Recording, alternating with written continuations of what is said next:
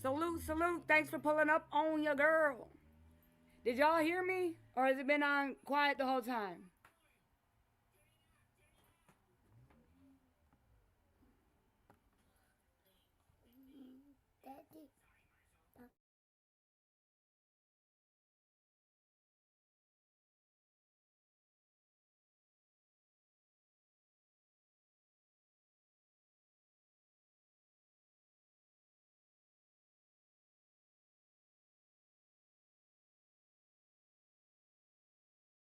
All right, all right, all right. And then we got Shell Baby 92. Thanks for pulling up on your girl.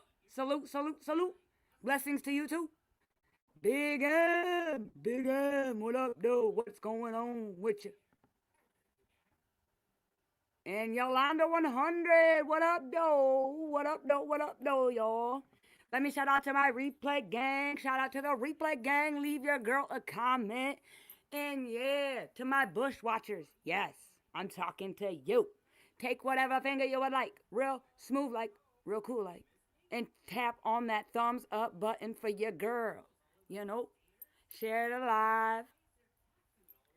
Subscribe, it's free 99. And I must say, you would look better over here in green. Just my opinion, just saying. Grab you a membership, yo. Because again, after today, it's going to be on lockdown. I'm not playing. It's going to be memberships only after today. 99.9 of every demonstration I do. Members only. You know? Hell yeah. Salute, salute, salute. So yeah, y'all, let's start unpacking. And in the beginning of this, let's just remember, you know, let's just refresh the beginning.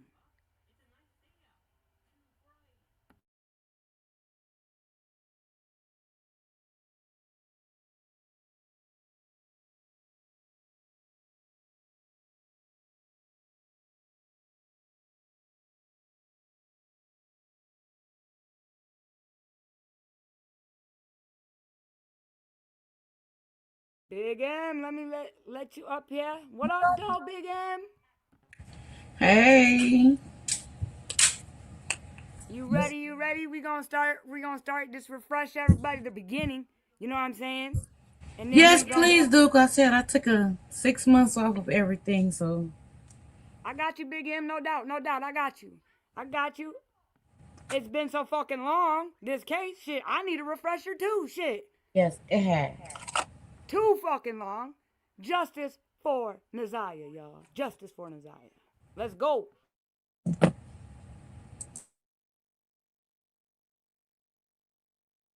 Thank you. Nobody wins when the family feels. Don't be alarmed. I'm looking for my cousin.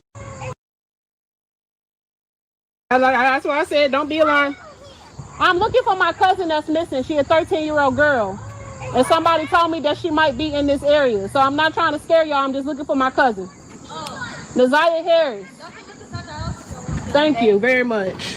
10-year-old Naziah Harris stepped off her school bus and disappeared. Now her family is still waiting for answers. And Harris was last seen in early January after she got off the school bus. She has not been heard from or seen since. They didn't report her missing to the day after she went missing. Just the fact that this well-known pedophile was around any of them was a problem for me. Last time you been up to your daughter's school, I said my daughter's school. I said I don't even know what school she go to. I said I've been looking for her. And they looked at each other and I was like, what's going on? They said your daughter's missing. Tell somebody rest in peace when you never found their body. For me, that's tough. You never want to be the one that try to close that chapter on someone's family member, they loved one, before at least obtaining the body, some type of evidence. I'm sure it's one person that still have some form of hope that person's still out there. But when authorities come out and say, hey, they believe this person no longer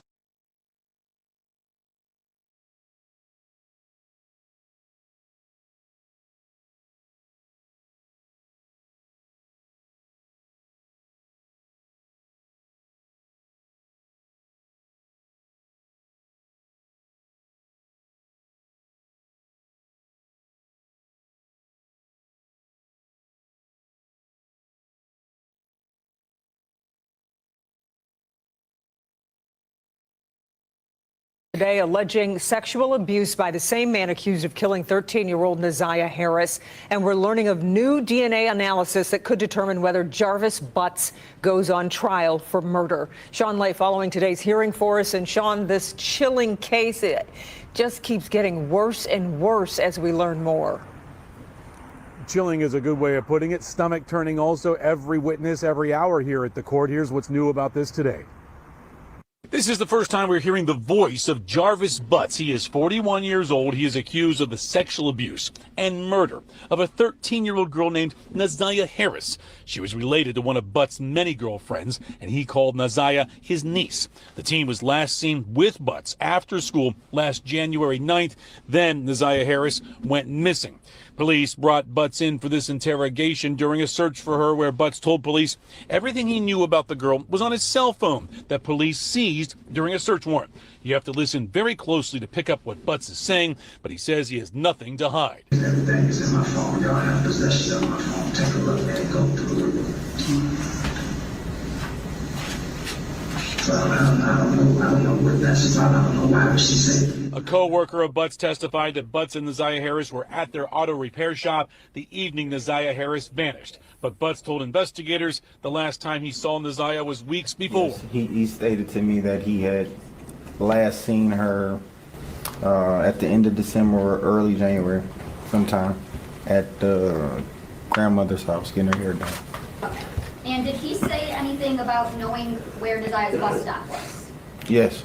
Okay. What did he say about that? He said that the bus stop, her bus stop was at a 3-mile drive in Cornwall. Back here live outside 36th District Court. Keep in mind, everyone, this is not a trial. It's a preliminary examination to see if a judge will move Butts on to face a murder and sexual assault trial. It's going to continue tomorrow. What's happening here is that there's no body to point to. Naziah Harris's remains have never been found, so prosecutors are taking their time to link every dot they can to this defendant. We'll be here tomorrow. It'll also be streaming. The one thing I had highlighted in pink is the quote, "In this case, there was no physical evidence such as bloodstains or a weapon leading defendant to Joyce's death. In this case, we don't have the same facts or circumstances." I do agree this is a circumstantial case, and circumstantial evidence is sufficient for a bind over and even conviction. Today is January 9th, 2025, exactly 1 year, from the day Naziah Harris disappeared. Before I get into the charges, and the main charge of premeditated first-degree murder, I have to speak on Naziah Harris and the community who failed her. And I am only presented with certain evidence. I don't know the whole story. The attorneys know more than me, the family knows more than me, but from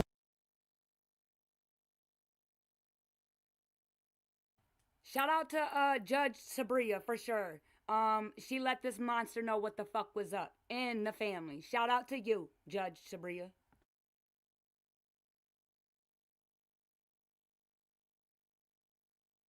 what I have heard over the last 4 days and 5 days total is that several people failed her. I don't know where her mother is. I don't know anything other than that she was forced to live in a home where she was not protected or given the adequate attention and love. I don't know where her father is. I don't have any mention of him in her life, no presence. To Cordell, AKA King, and all the men who saw Jarvis Butts hanging out and always around these young girls, including Naziah, and his 9-year-old daughter going up to the shop to clean up his shop. The school counselor who never showed up, or the person who was supposed to show up if that counselor was absent, after Naziah was on the floor on the day she went missing, saying that she needed to speak to someone and speak to a counselor.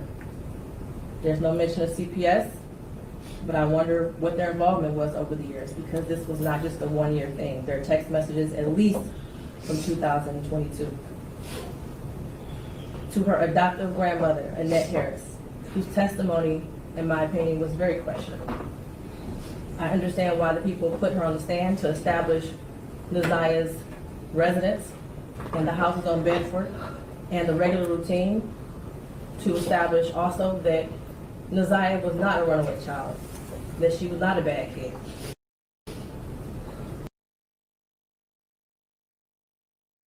And see, y'all, this is such the confusing part. Everything, man, that they're saying, she's saying right now is like, what?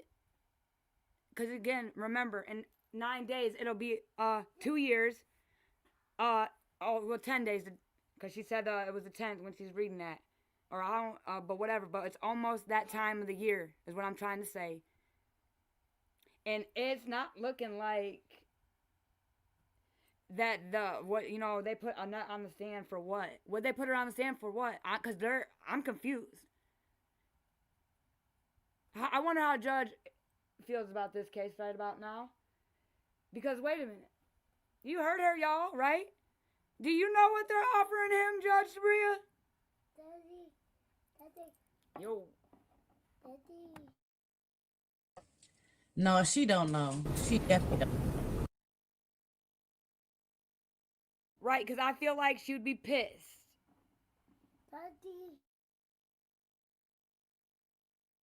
But she's a judge. She's not allowed to have any feelings. She's got to be unbiased, you know? So let's keep rolling the clip. But again, y'all, our girl NH, as of today, on the table, dropped every charge, 2nd degree, red rum. That's it. That's all. For our girl NH, man. That is from Kim Worthy's office.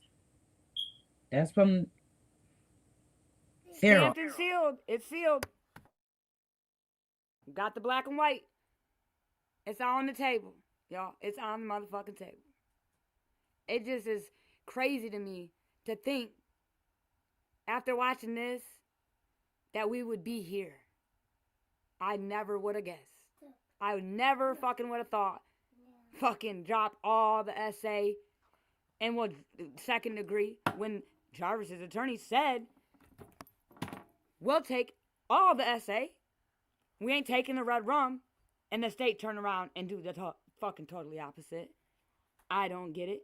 But let's keep listening, y'all. I do believe she adopted Naziah. I do believe that she had 6 kids in the house. I believe that Naziah had on a dark hoodie the day she went missing, and that she had on red and black Nikes that day. What is hard to believe is that the defendant never came into the house as she testified. And there was also a minor that testified that he did as well. Text messages that show between him and Naziah that he did in the basement, saying he was going to the shower, stealing her panties. He was always lurking around that house and asking for Janiyah and Zaniyah, from what I know. I even thought about the breakfast routine and saying that all the kids like eating breakfast at school. Did they have a choice? I don't know.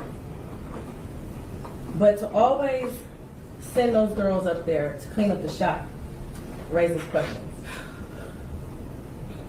And how were there 2 women in that house who have birthed children themselves who did not notice that Naziah was pregnant, and I believe she was, and not having her period anymore? But then after hearing text messages today, begging Jarvis for pads as if she didn't have anyone else to give them to her. And what stood out the most was when Annette Harris stood on the stand and she learned.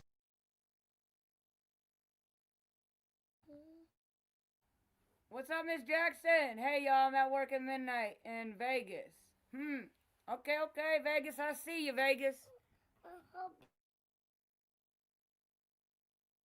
Around 6 p.m. that Naziah did not come home from school, and said she looked around for her and decided to wait until the next morning to call the police. Without a tear, without emotion, or any expression of being devastated. And to her Aunt Shannon, who also showed no emotion, expression of being devastated from Naziah going missing. She stated that she had friends help look for Naziah, but was directed to just wait until the morning to call the police. A grown woman who likely suspected something strange going on didn't feel the need to call the police either. They were both able to go to sleep at night without hearing from Naziah or having any indication that she was coming home that night. And of course, the defendant, who I will get to in a minute. I don't know who else failed Desire, but the community did. As far as the people establishing probable cause, I will focus on count 1 as it's been stated that there is no contention with counts 2 and 3. In count 3, I will amend based off of the motion and the testimony I heard that Desire was 12 and not 13 at the time that Jarvis Butts had sexual intercourse with her. The prosecution is correct. You do not have to have a body to establish first-degree premeditated murder. It would have been a much shorter exam had her body been found, but this is where we are. In the last 365 days, no text messages. We all heard today and yesterday that she was very active and frequently texted. No social media for a year. We heard through testimony that she was also active on social media. No phone calls, which she was also able to do according to testimony. No physical sighting of her by anyone. She never came back to school. No one has seen her. Medical records dated from July 2014 to October 2023 indicated that she had no life-threatening medical issues that would lead to a natural cause of death. The black hoodie found in the area of 7 Mountain with her DNA and blood on it. The holes in the hoodie consistent with some sort of struggle, violence, or weapon being used. And we know that there were no holes in that hoodie when she wore it to school. We saw a picture of her in a black hoodie on her last day that everyone saw her. I do believe her grandma testified truthfully about the sweatshirt that she had on and that was practically new. And the border agent who said that no evidence of animals. See, that right there, she should have been arrested for contempt. Like, she's like, I do believe she told the truth about the sweater. Yeah, I do too. I'm with you, Sabria. Shit. We seen that old doofy bitch looking stupid. And get away with it. Anybody else would have been arrested on the spot, bro.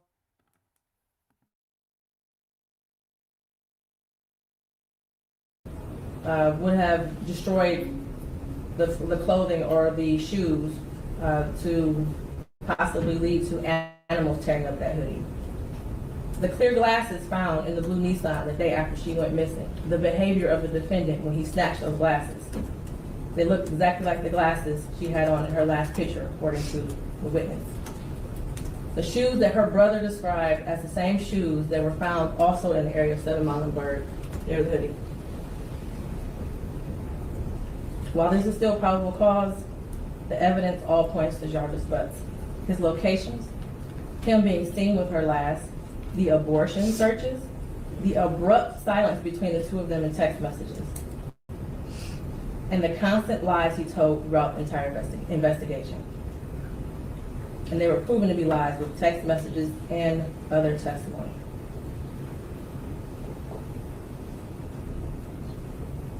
We may never know what happened, but from what I heard today and over the last 4 or 5 days, it appears he intended to perform what he thought was a do-it-yourself abortion on Isaiah, and it went south, and instead of seeking medical attention for her, he intentionally killed her and tried his best to cover it up.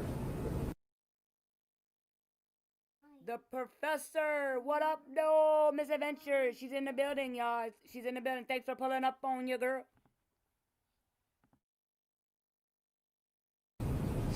As much as I want her to be alive today, there is at least probable cause to show and believe that she's dead and that she was murdered by Jarvis Butts.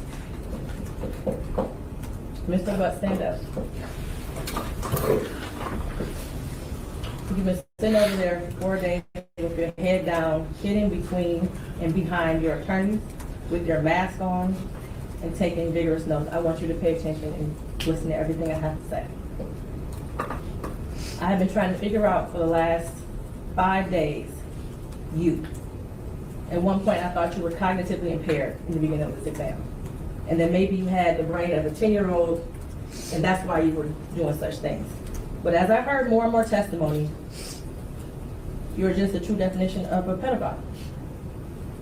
Watching you laugh and brag about all the women you have with different women and the children and the girlfriends, and making babies to groom them, and having them in your presence, cleaning up, quote, cleaning up your shop, and the little girls around you, has landed you here today.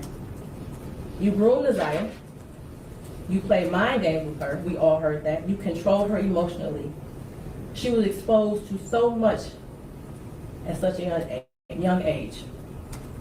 The text messages between you two were disgusting to hear. And to think that she had you saved in her phone as bae for life. Neziah deserves so much more. And while I mentioned other people that failed her, Jarvis Butts,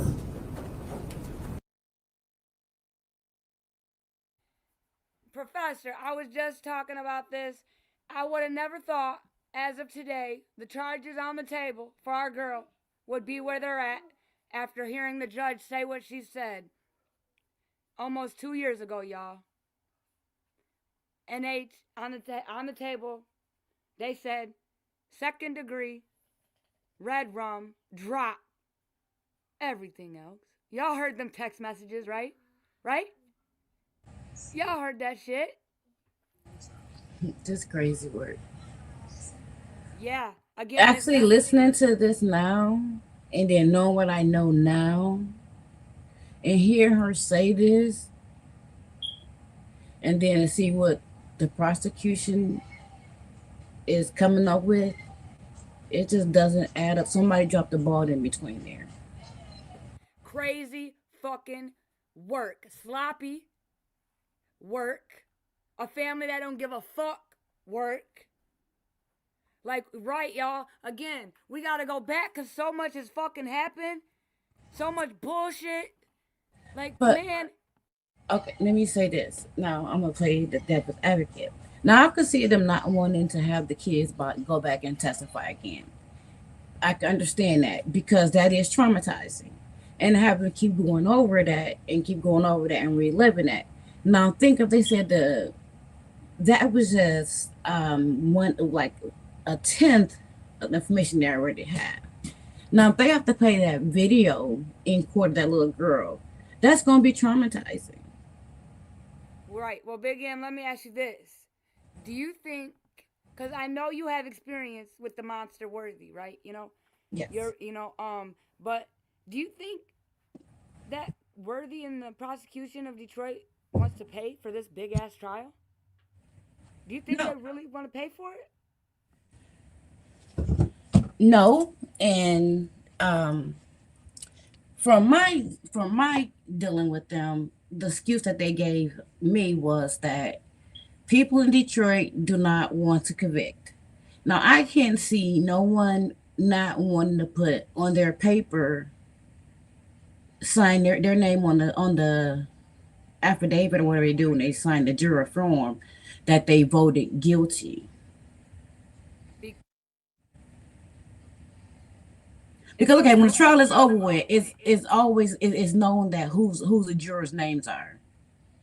Okay. It's in the transcripts, so they don't want their stuff to be out in the transcripts.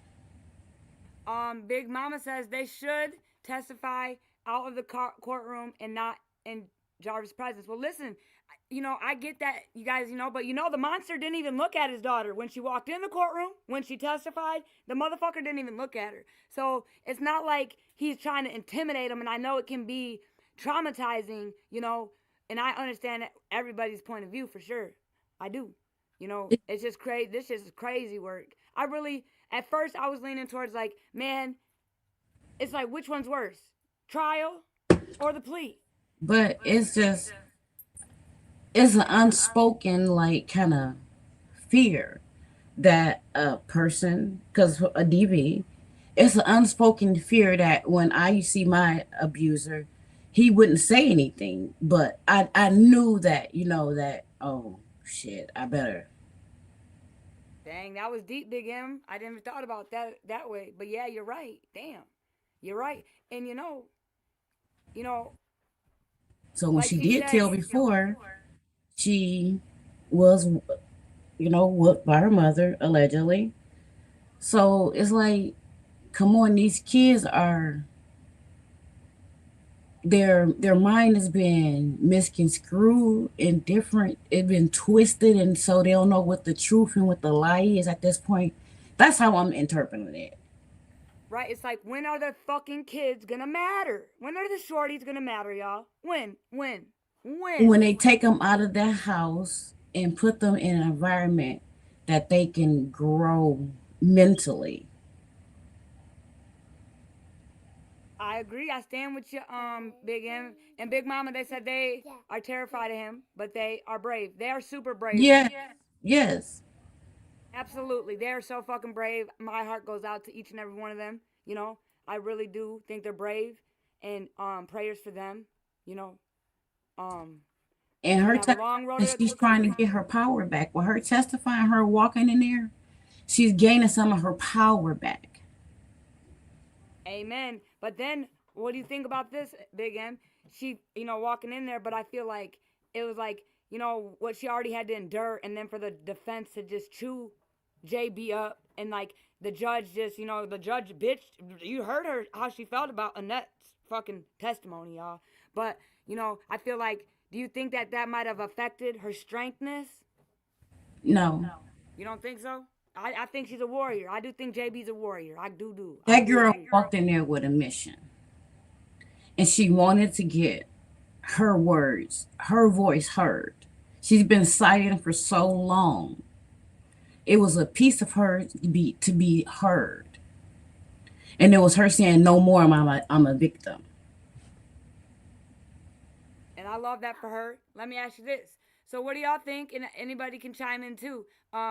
What about, do you think that, somebody was put up to get close and comfortable, make JB comfortable enough to come clean?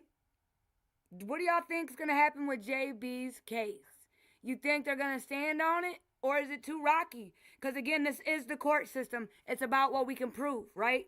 It's not about what we know or what we think is right or wrong. It's about what we can prove. But in my opinion, I feel like JB testimony, and that's why she's not a part of the plea. In my opinion, are they even gonna put her a part of the deal? No, I don't think her should be tried yet. I think they should give her some time out of that environment into a healthy environment, and then let her come back and talk to them once she has got a little bit of clarity on reality and not the false reality that they gave to her. If that make any sense? No, absolutely. And you guys remember, that's a fucking awesome point. Hold on, let me say this. That's an awesome point, Big M, because listen, you got to remember, y'all, PB was 4 when it happened. When she took the stand, she was 13. We're talking almost a decade. AD was 8 and 10. She was 20 or 19 when she took the stand. NH ain't here anymore, or allegedly. MJ and JW, both, it what happened some years ago. All these victims, the only fresh, brand new one is JB. So how do they, yeah, that was a great point, Big M. How is that, how, what I'm saying, like, AD, I seen a picture of her on TikTok after she testified, Jarvis, her dad, giving her away for prom. So I'm fucking confused. But JB, that shit is fresh. Fresh. See, you're talking about a prom picture where they're out in the open. He can't do anything out in the open. And just say he just pulled up. He just pulled up. Like I said, it could be now that I could. No, he didn't pull up. The mom was video recording like he was like they were family. But I'm saying he could have just popped up over there for prom. It wasn't like. Oh, he's walking her hand like they're arm in arm, and he's leading her to the porch. And I'm gonna play the video in a minute. Hold on. Yeah, I'm not capping. AD, it's fucked up, y'all. Again, this is one of the craziest cases in my life I've ever fucking watched. Like, what? But I will show y'all AD getting given away out to the porch. Yeah. Oh, Miss Adventures is here. Oh shit, the professor has hit the building. What's going on? You said that, but I'm saying, JJ, there's no context behind those pictures. Like, I get what is that Big M? Is that her name? I don't Yeah, want to Big say anybody's M. name. Yeah, Big M. Hi, Miss Adventures. Hello. But there's no context behind that video. You're right. I won't. You're right. I'll show it to you in the private, Big M. But yeah, I'm not gonna do that to the case. Yeah. I But I seen that. It's none. I mean, like I told you, it's none. Right. Thank you, Miss Adventures. You're right. Yeah, because there's no 100% proof. You know, so I'm not gonna play it. But let's keep listening. You are the monster in this whole picture. So much more. And while I mentioned other people that failed her, Jarvis Butts, you are the monster in this whole picture. She did deserve love from her parents and everyone. Sorry, y'all. Shell baby. Let me see. Something. Hey, you guys gotta be careful with the words. Misspell the mean word. You know, if you wanna, shout the mean word, you gotta come to the panel. You can't. You gotta misspell them, please and thank you. All right, Shell baby. I don't understand how they combine the two. Him taking advantage of the children in this case. Man, Sadie, I don't understand. I feel like they should do the alive victims and then the unalived one victim. I feel like that's how they should kind of do it, but that's just my opinion. But no, they are definitely come jumbling, jamming these all together. Yolanda says, yup. Shell Baby said it should. It should have been two separate cases, two separate charges. Man, I'm with you, Shell Baby, all the way on that one. I'm rocking with it. I saw that. Yep. Yep, all right, let's keep listening, y'all. Who was in her life. She was ignored, she was neglected, and you took complete advantage of that. She wanted someone to love her, and she will never know what that feels like. Your children deserve more.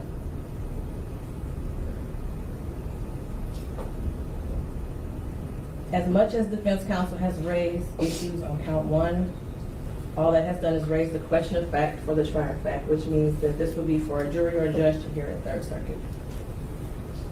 I pray for the healing of all the victims and the young girls and possibly boys who have come into contact with you.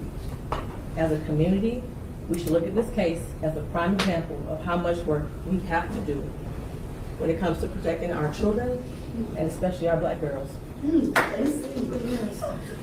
I pray for closure and healing for all those who have been traumatized by you. And for you, Jarvis Butts, I wish you a speedy trial and that justice be delivered. Your bind over date. Miss Adventures, can I ask you a question real quick while you're right here? If you're not busy. Girl, I was eating some chicken. What's up? That shit was looking good over there on the TikTok app for sure. So did you know? I was listening to the horse's mouth. You know that Janelle is related to Annette, right? That's her half sister. Right. They're related through their father, okay? Uh-huh. And you notice. Hold on. Yes, son. Yes, I got you. You notice how she has two last names, right? Who? Four Eyes. What? I didn't know her. She had two last names. Okay, well, her last name is Smith/Holland, okay? So, she's married to a Holland. The father's name is Smith. And Janelle sat on the panel on April 28th and told everybody all about Annette and how she was a twin, how she got pregnant at 11, and how she had the baby at 12, and his name, it's Anthony Gamble. Told all Annette's business, so it made me go dive on my thing, and sure enough, There's an Annette H and an Annette C. There's 2 Eric Gambles, and then there's the twins, Shannon and Marquita. Mm. It's crazy. And then there's 5 Kenyettas. Ask Big 5. I mean, Big M, my bad. Big M. This shit's crazy, twisted, and deep. And then listen here. Let me tell you this, Miss Adventures. So I just told you the last name Smith. Do you know that Kawana Bucket is related to Annette through her mother, which is Annette's sister? So Jarnell is Kawana's aunt. And, you know, her sister, Sierra, her last name is Sierra Smith. Wait. So is Annette's sister by her daddy or Annette's sister by her mama? That, I can't, that's a good question because listen, but why does Sierra have the last name Smith and Kawana don't? Morton is Kawana's last name.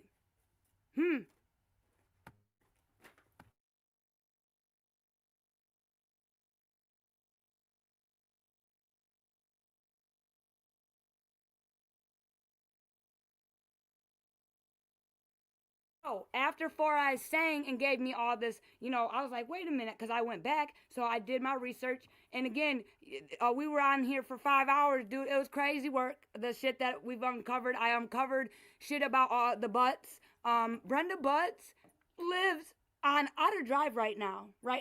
She lives on Otter Drive, Miss Adventures. Do you remember that road in this case?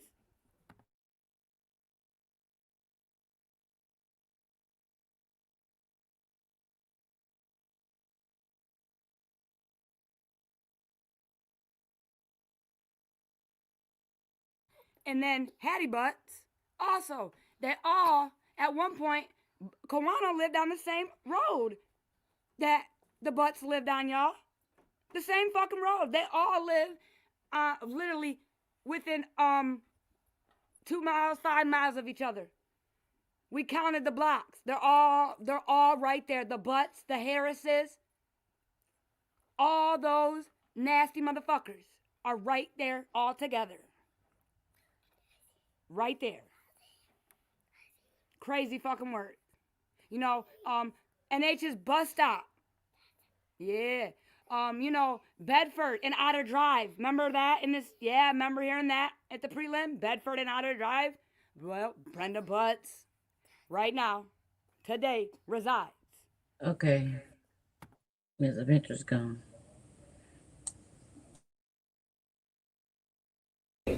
It's January 16th at 9 o'clock a.m.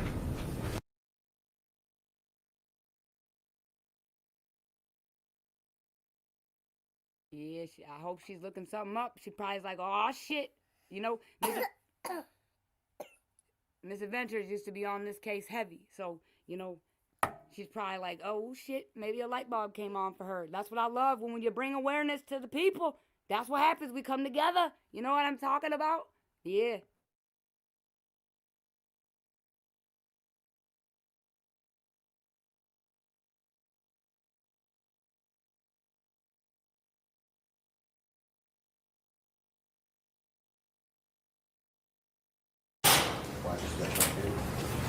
Raise your right hand. Nothing but the truth. Yes. Watch your step, please. Have a seat. You want to speak into this mic, you can also pick it up and hold it in your lap.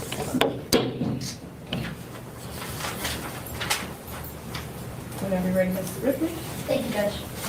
Good morning. Could you please state your name for the record?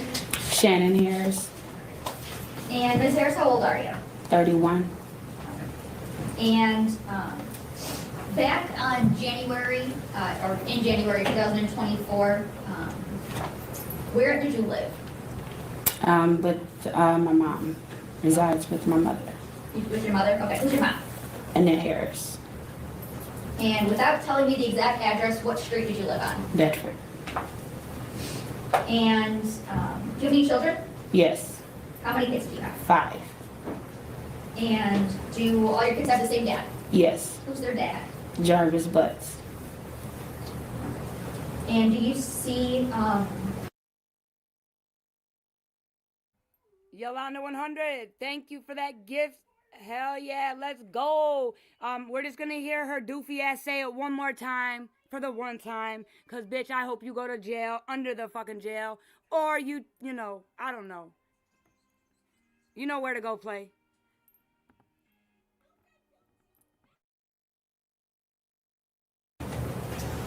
Jarvis Butts in the courtroom today? Yes. And can you point to him and tell me the color of the clothing that he's wearing? Green. Well, whatever. Green. Green. Your Honor, would the record reflect the witnesses identified the defendant in this case? So reflected. Thank you, Judge. And you said your mom's name is in that. Do you have any sisters? Yes, 2. What are their names? Kenyatta Harris and Marquita Harris. Are they older, younger, something?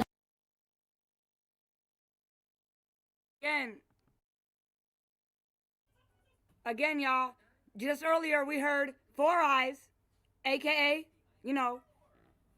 Smith Holland, say that Annette had 7 children. 7. How do you only have 2 sisters, bitch? You lying fat fucking purple fucking balloon bitch whore. Ooh, I almost said the C word. Ooh. Oh, there. Marquita is a twin. She's my twin, same age. Okay. And Kenyatta's older? Yes. Okay. Do you have any nieces or nephews? Yes. Do you know someone named Naziah Harris? Yes. What's your relationship to her? My relationship to her, she is my niece. I'm her aunt. Okay. And whose daughter is she? My older sister is Kenyatta Harris. Okay. And did you have any nicknames for Naziah? Yes. We all called her Tuh. And is that T-U-D? Just why we playing this one? I just wanted to refresh everybody about how, No, why we gotta listen to Forrest? I mean, everybody know how Forrest did. No, he was smarter than this bitch. No, she talked like Forrest. Oh, well, I actually, he sounds way better now, I'm just saying, can we? No, I'm definitely, we're about to play this video. Ready, y'all? Let's roll this clip.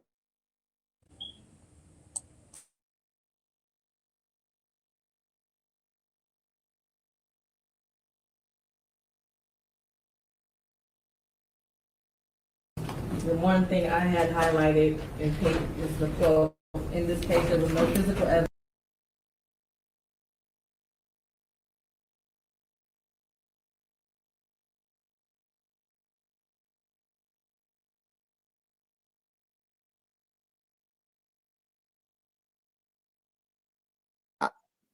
Really just basically in the limelight that she was about to just go. Am I correct? Was she going home or was she going to visit? All right. Good afternoon, everyone. Thank you for being here. I want to just start off before I bring up Chief Jackson from Detroit Public Schools Police Department and to what brought us here today. On February 12th, we had a briefing on this missing child. Yesterday, we had a much more comprehensive and detailed meeting where he brought forth a number of different factors as to what occurred and what they have been working on. But wait, Jarnell said that, we're about to hear from the chief of the school police. And he just said he brought them multiple factors. What are you talking about? They're fucking crazy, bro, out here. They're wildin', bro. You go back in this case, you'll be shaking your motherfucking head. You'll be ready to get in your car and drive here, over here, down here. Fuck. This is crazy. There's T. Liberty's big ass, bird ass, Smith ass, right there. Where's that position? Where is it going? We have it. Where's the update on that? Left that meeting with some very serious concerns about Naziah's safety, and I'll bring up Chief Jackson at this time to give you an overview, and I'll be coming back up to talk about the details. Chief Jackson. Good afternoon. Back on January 9th, we believe Miss Naziah Harris did not return home from school. She was a student at Clark Elementary.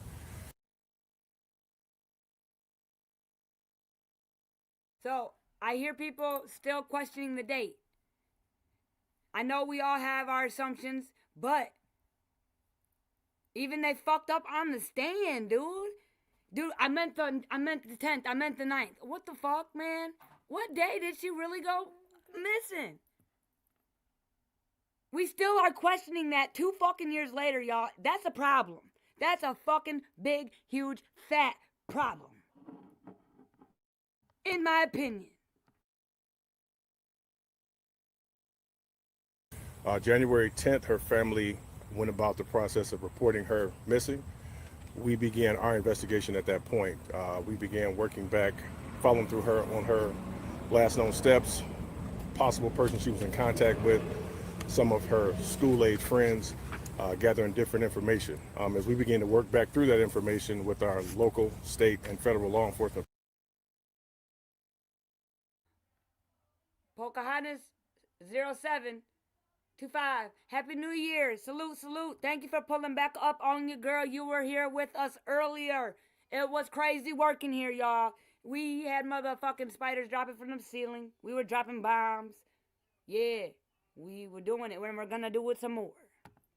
Yep. Happy New Year's, everybody. Happy New Year's, Lottie, because it's 12 o'clock there already. Yeah, Lottie. You're in here, Lottie? Shit. Happy New Year, Lottie Marty. Shit. Are you tipsy? Are you dancing? Are you two-stepping? Yolanda 100 says, that's a big problem. She agrees. Yeah, I think so too. Me too, yo. I think it's a big problem. Virgo says, Happy New Year and please be safe, guys. Yes, everybody. Happy fucking New Year to yo, dear 2025. It's been real. It was real. Your girl or yours, truly JJ.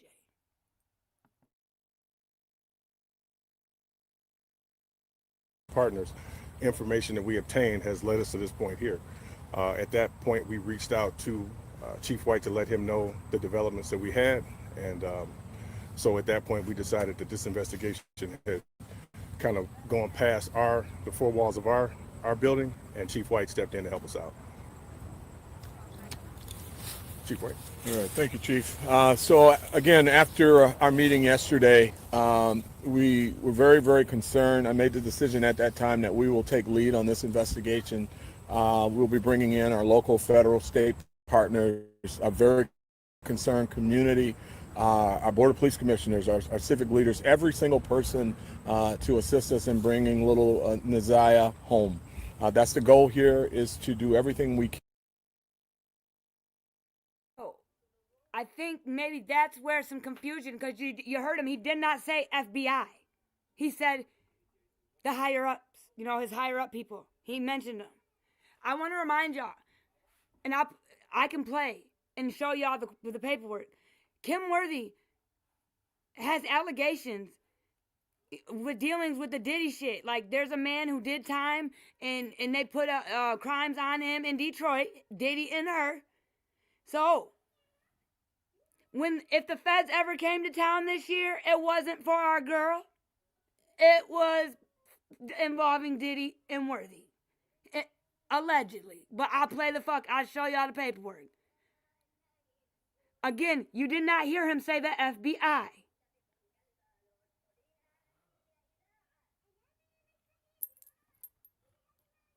If I'm full of shit, you know what to do.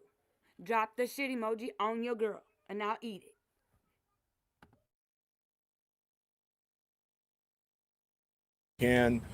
To bring her home. We have debriefed on a number of different factors.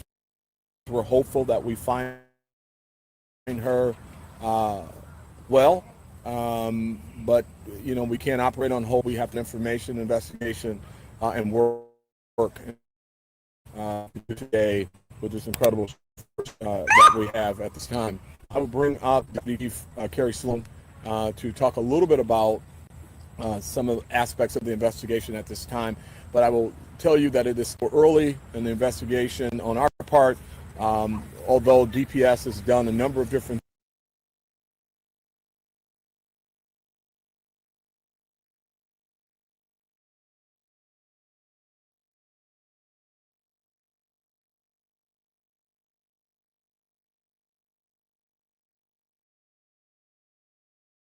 the case regarding a trial, and the one thing I had highlighted, leading defendant to Joyce's death. In this case, we don't have the same facts or circumstances. I do agree, this is a circumstance.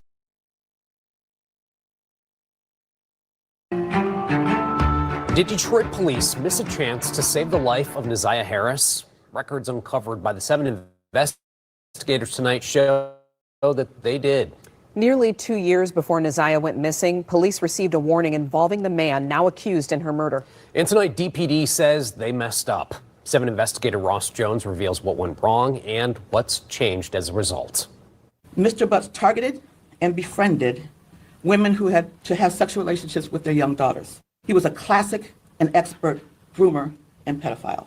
On the same day, Jarvis Butts would be accused of killing and sexually abusing 13-year-old.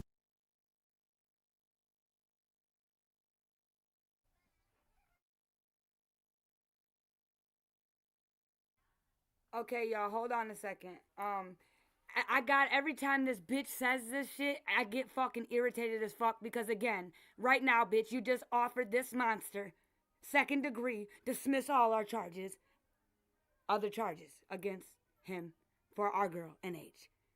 What? What the fuck? I could just spit on my screen, y'all. Don't, man, this dumb bitch. And I'm gonna ask y'all a question. Look right here. This is what they say she looked like when she went missing. Hold on.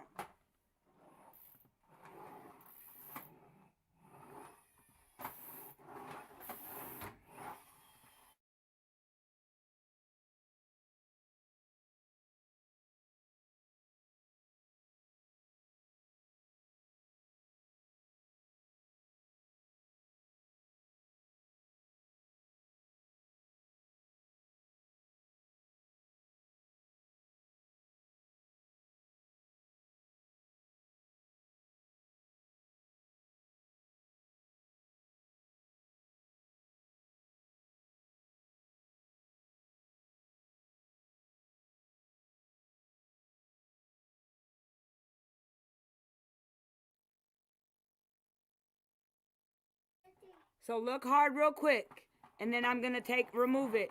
You're telling me this is the same her. This looks like a way younger version, in my opinion, of her.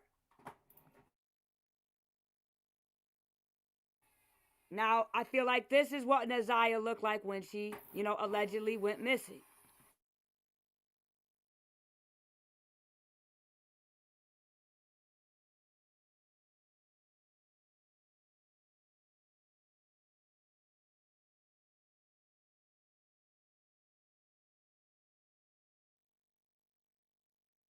What are y'all's thoughts?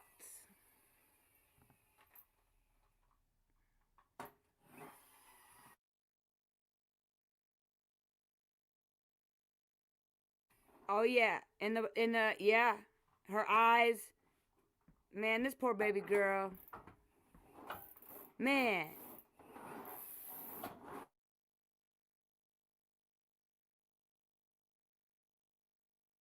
Neziah Harris, police and prosecutors urge the community to protect its children at all costs.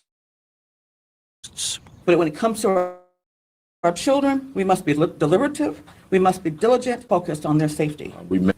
But more than 20 months before Harris ever went missing, Detroit police had been warned that she'd been victimized by Jarvis Butts and failed to ever investigate.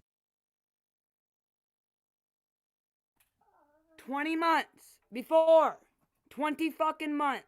And here we are 24 months almost. And she's... Man. Yeah, you mean to tell me that's... Thank you, such a Virgo. That's what she looked like when she went missing. They even gave us a phony ass picture, y'all. They're dirty.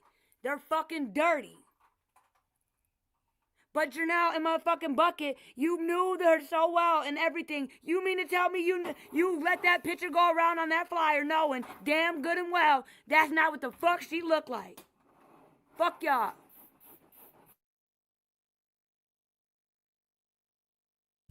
there was enough for the department to ask about Neziah. Yeah, we could have done better. No question. Last month, we showed you that Jarvis Butts had been the subject of multiple complaints to Children's Protective Services. Not the fucking police said, yeah, we could have done better. God damn it. And then, man.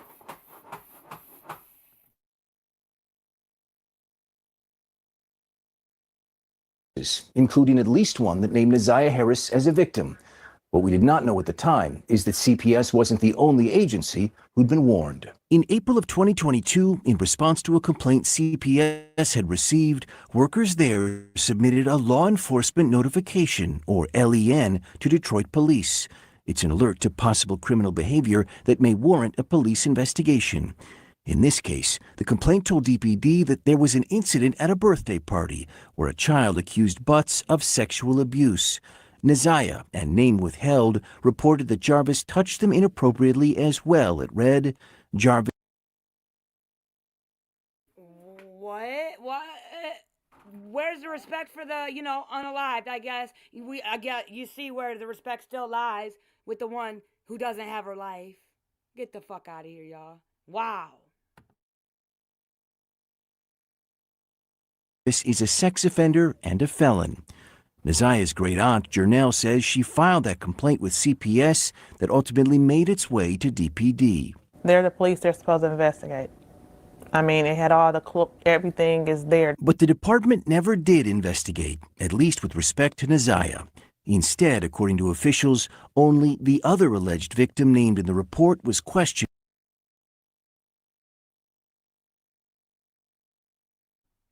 That bitch looked like Shannon's fucking other twin for a minute. I was like, ugh.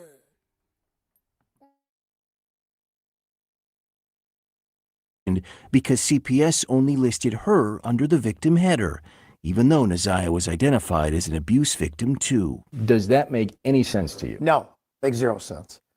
Either they didn't read it or they didn't comprehend it. That's my opinion. Tom Berry is a retired Detroit police lieutenant who reviewed the report that bears Neziah's name. How many victims do you see identified there? I see 2 for sure, maybe 3. Somebody dropped the ball. It's pretty clear by reading that there's at least 2 allegations of sexual assault there. Her name was right in the report. At a minimum, the department should reach out to her and at least ask if something happened. But that didn't happen. It did not. Today, Assistant Chief Charles Fitzgerald makes no excuses, saying much has changed with how the department handles the more than 5,000 LEN reports it receives every year. Unlike when the Neziah complaint came through, he says DPD now interviews everyone identified inside. He says DPD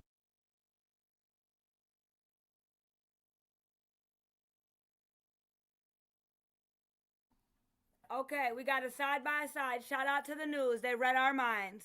Dudes, is that the same girl? I feel like that's older. One's younger, one's older. Get the fuck out of here. Look at that shit, bro. They let that shit fly around here, y'all. Man, this shit is crazy.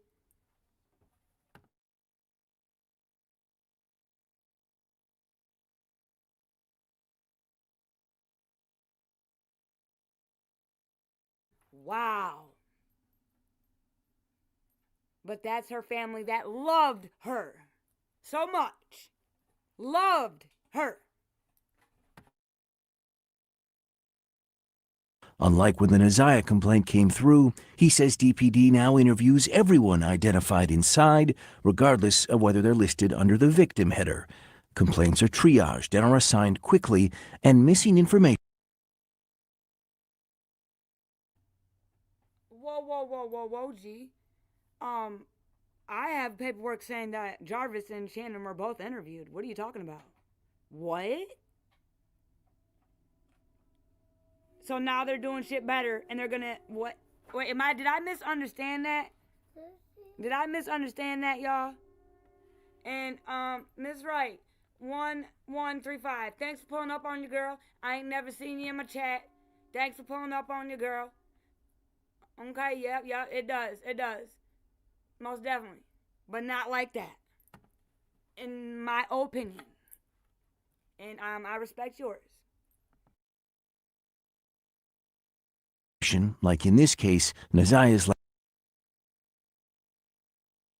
last name is ferreted out by investigators. It's a horrible excuse. We still should have done what we should have done. The fact that they acknowledge it shouldn't have worked this way, and it took for something so tragic to happen to her, you're damn right it shouldn't have worked that way. They should have did their job.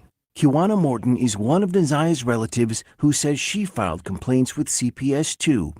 She wonders tonight if the 13-year-old's fate might have been different had police ever bothered to reach out. Somebody has to answer for that. They absolutely do. CPS and DPD. I think the obvious question that a case like this begs is how many other victims or alleged victims in reports like this were named but never contacted by DPD? Yeah, prior to the recent process, I don't know. I would hate to speculate even. Do you worry that there are other cases like this? Of course, yeah, for sure. I don't think it stopped in one child sliding through the crack. They clearly weren't doing their jobs. We don't know, of course, what Nazia might have said to police if she'd been interviewed. The other alleged victim. This is so fucking crazy, but we just heard about how DPD did such a great job from fucking Four Eyes, sitting on that panel, bro. Get the fuck out of here, bro. These fucking weird, lying, fake, phony hoes. You're weird.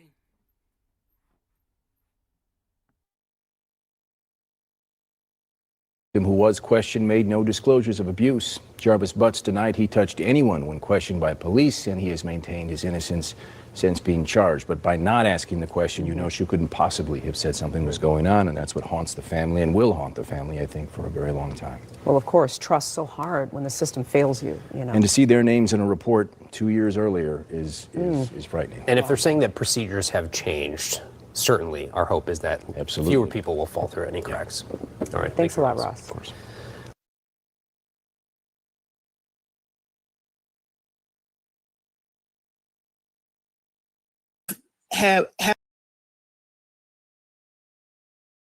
Now, guys, you know, going back, this person claims that Eric Gamble's victim went ahead and just randomly hit her up, and she just randomly happens to be, you know, one of Bucket's rockers and supporters, you know. Crazy work. Shout out to SD, but SD's reacting to Phony Jonesy, telling everybody the victim reached out to her randomly and told her story. Oh, let's just hear the clip, y'all. Let's roll the fucking clip. Remember, when you come on this motherfucking internet,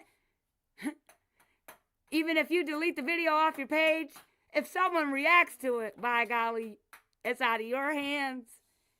It's internet. Woo-wee. Be careful. Tread lightly on the internet, y'all. Be careful. Be careful.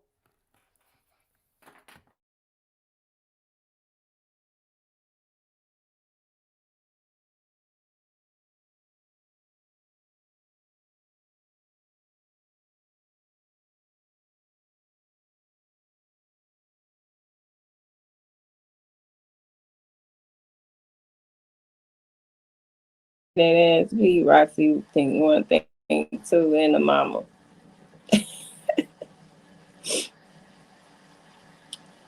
All right, so let's hold on, because I just want to go to the actual part.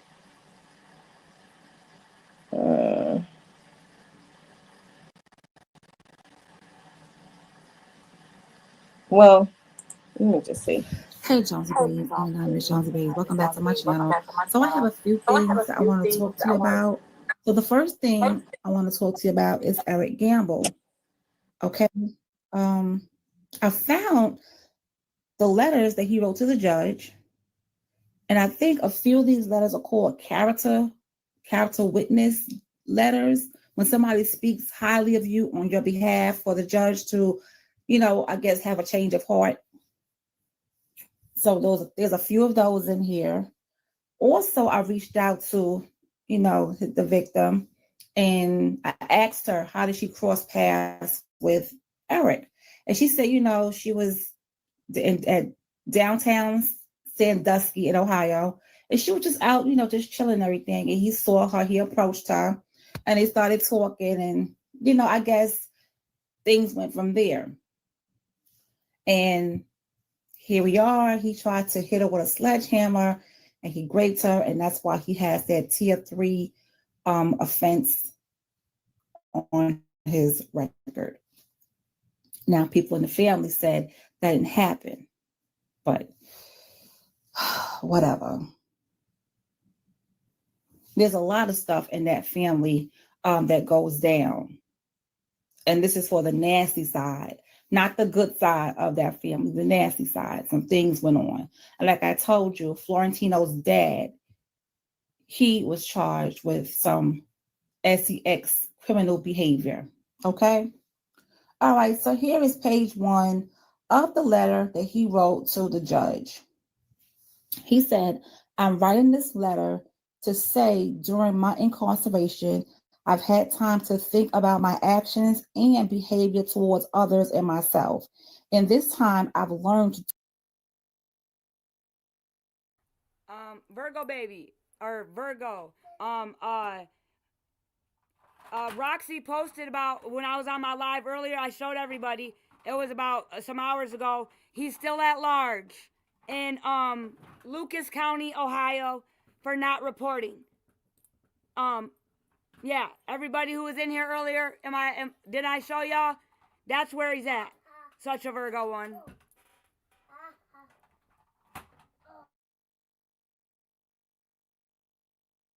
talk and share my feelings with others, communicating and not acting on impulse, not only hurting myself, but others around me, and those that care and have love for me. The impact of the pain and loss of trust this has had on my family, friends, loved ones, and companions, I'm truly sorry for. And my actions, not thinking of the consequences and the hurt I've caused to all those involved. Since I've been incarcerated, I have enrolled in victim awareness, self-motivation, celebrating recovery, and men of respect classes. I can truly say that they have helped me in a big way. Judge, I've never been incarcerated or I've caused harm to anyone in my life, and I don't see myself ever doing this ever again. I pray on this every day for forgiveness. Page 2. Not only for the people involved, but also for those who trust and love me. I've had a chance to be part of group discussions with people who are victims of crime from all walks of life. Hearing, he spelled hearing H-E-R-E-I-N-G, which I know he meant H-E-A-R-I-N-G. Hearing their side and seeing the hurt and pain, knowing, he spelled knowing, N-O-I-N-G, which that is not correct. Knowing that that's no way for anyone to be treated. This is something I could never do again. Judge, I'm asking for another chance to be a productive member of our community, to right my wrongs and to make amends to those who trust and love me and know me. To be the person and man that family, friends, and loved ones believe in. To take this opportunity given to me to learn and put to good use, using the tools that I have, not forgetting, but building on a new foundation of self-awareness, love, and pride, giving back and not destroying.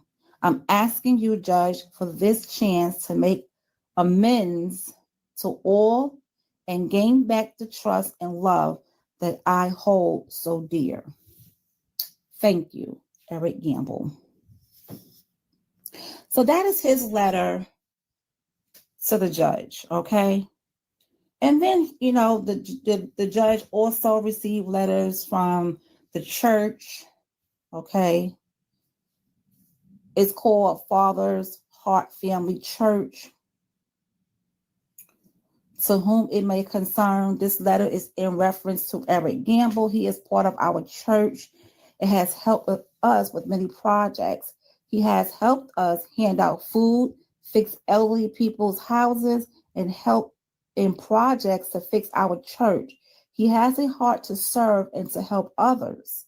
Eric was always available if we needed help.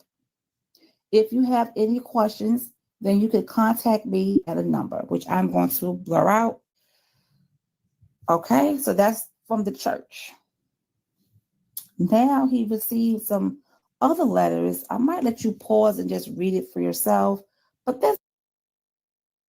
See this property on Craigslist?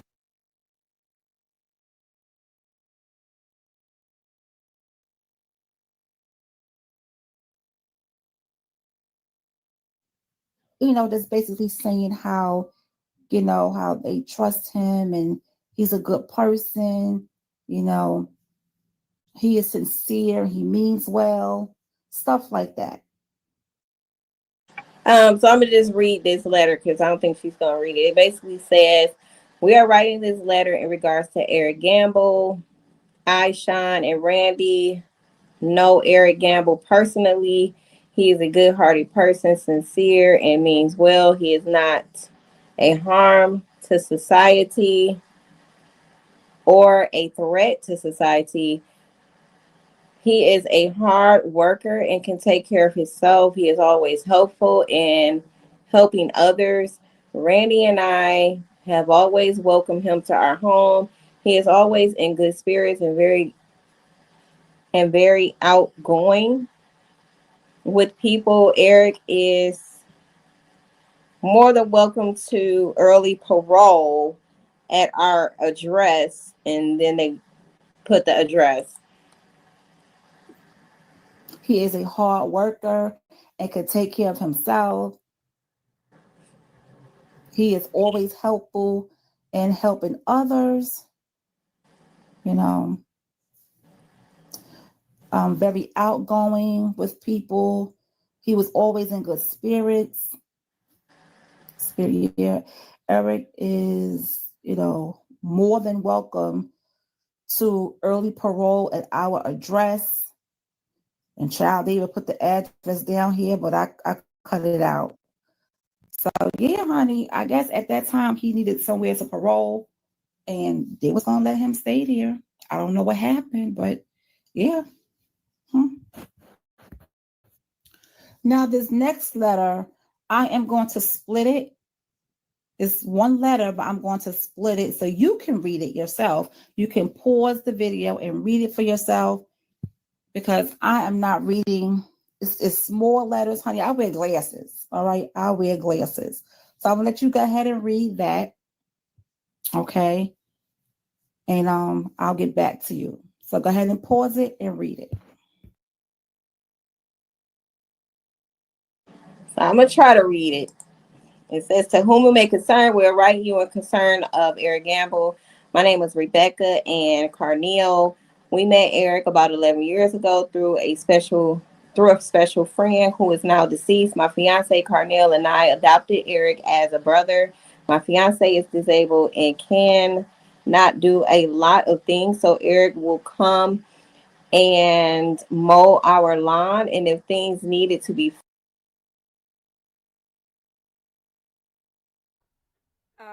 Shout out SD to reacting to this shit because, yeah, those names are all on my list. That's crazy work. Confirmation. So we know who fucks with Eric Gamble. Sean. I wonder if that's Sean. Oh, yeah. Lottie, I don't know who is Angie Williams is. She's on the list. Sean, he's associated with Miss Tawana Butts, y'all.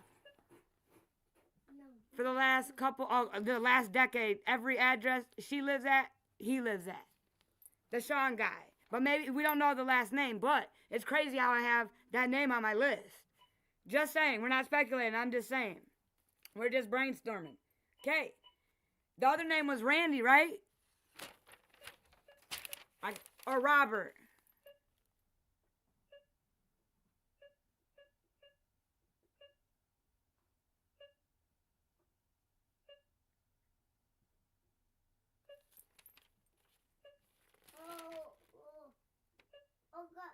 Oh, so you talking to me?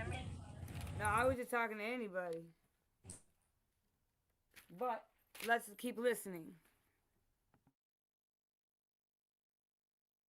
Fix, he will repair them. The Eric we know is a kind and gentle person and giving, and he has a personality around women and men. They took to him. We know him as a fun, friendly person and would give him the shirt off. He would give the shirt off his back. I guess that's what he's trying to say.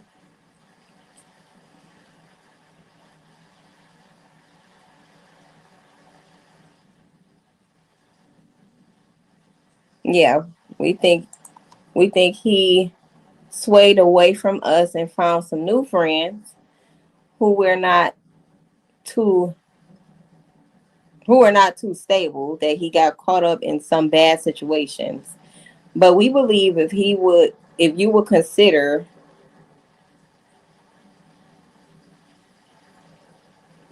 judicial, that he would be a productive person. He has completed a lot of classes since he's been away and doesn't have any tickets, so he would consider, okay, blah blah.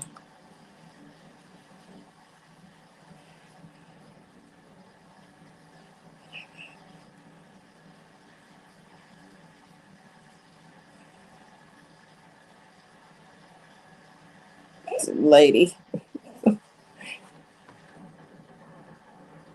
So these, I guess, some certificates he got while he was in prison. He had to take an authentic manhood course, twisting the truth, for successfully completing twisting the truth curriculum. What? Jinx SD, we literally said what at the same time, but I was muted. What? Twist. But they're rehabilitating motherfuckers, yo. I'm crying. Hold on. What?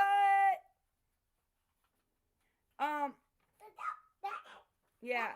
Rebecca's on the list too. I got a Rebecca on my list too.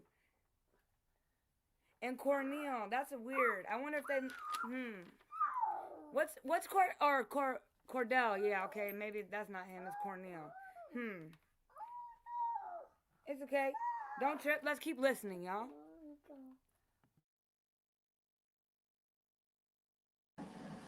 Could that course possibly be about?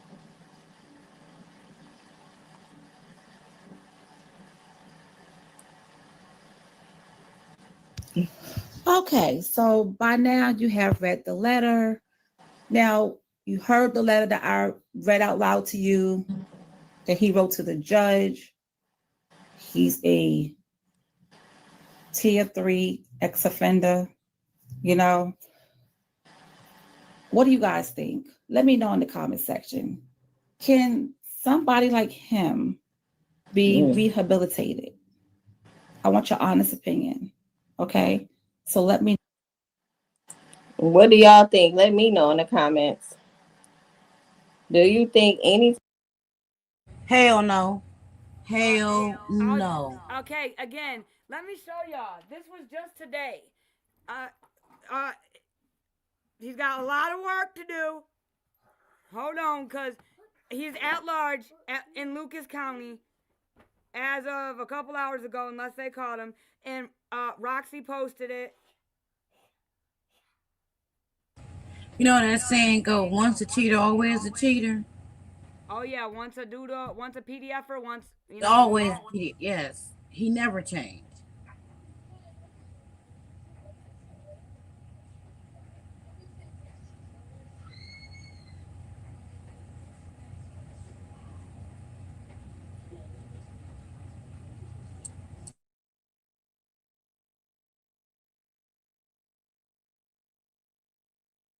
This is crazy. She took this shit down. I'm dead.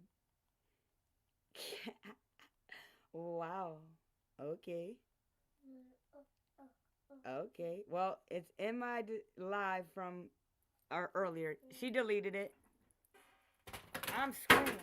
I can't believe she deleted it. But again, it's in my live from earlier, y'all, and I haven't membershiped it up yet. So check that shit out, bro. She deleted it. I'm screaming.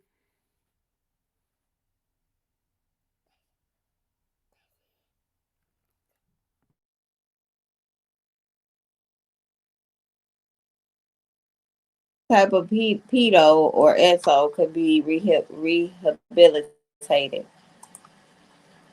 Let me know in the comment section. Now let's move on and talk about Ms. Johnson. Ms. Johnson is the landlord where DeAndre and Marquita live. All right. Now, do you remember when Mark D and Roxy and everybody else went over there and they was confronting Shannon and Marquita? Let me go back, Denise, because I think one of the dates is like 2021. I think. Oh, let me go back.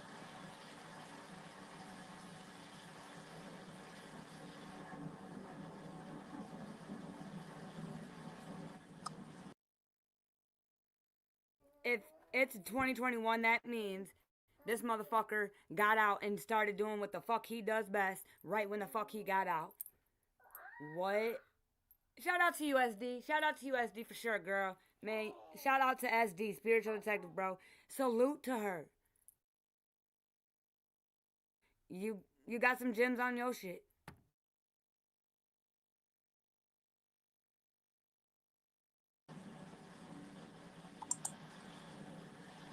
Dang, I needed to move. It was in a way. But, okay. This one, I don't see a date on here. Not on that one. Oh, this says 2016. This one does.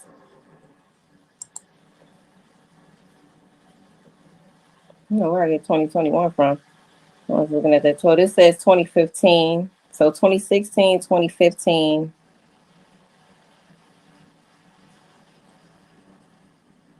And there's another date right here, but I can't see it because of the line. Okay, so by now you have. He just keep putting his face up on his screen all close. It ain't that close to y'all, but it's close to me. Okay. So she talking about now the charges of the landlord that Roxy and Mark D got out of that day. Let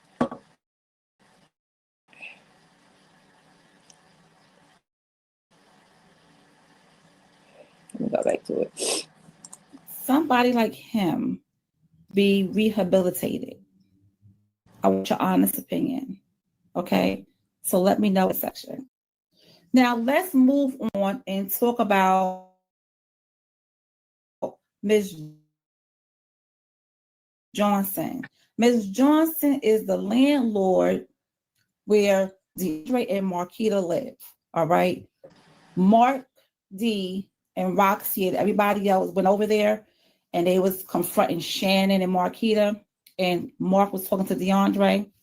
Okay, so something went down. We all know that something went down after that, and the landlord was locked up. Okay. So the first time I talked about her being locked up, they was I think she was gonna get out on bond. I'm not sure if she's out. She probably did pay her bond and she just have to go back to court. I'm not sure if she's home. If you guys know if she's home, let me know. I hope that lady is okay because she has a license to carry. She has a license to carry. Now, if Mark D was over there with that big old thing on his shoulders, why he didn't get arrested? Right. Okay. I have I have some feelings about some things, and I'm just going to sit back and watch how things play out. Okay. But anyway, so now Miss Johnson, she has a pre-trial at 12 p.m. on April 3rd, 2025. And then she has a jury trial at 8:30 a.m. on May 6th, 2025. Now, she pled not guilty on all 5 charges. And I will put that in the on the screen while I'm doing my commentary so you can see what the charges.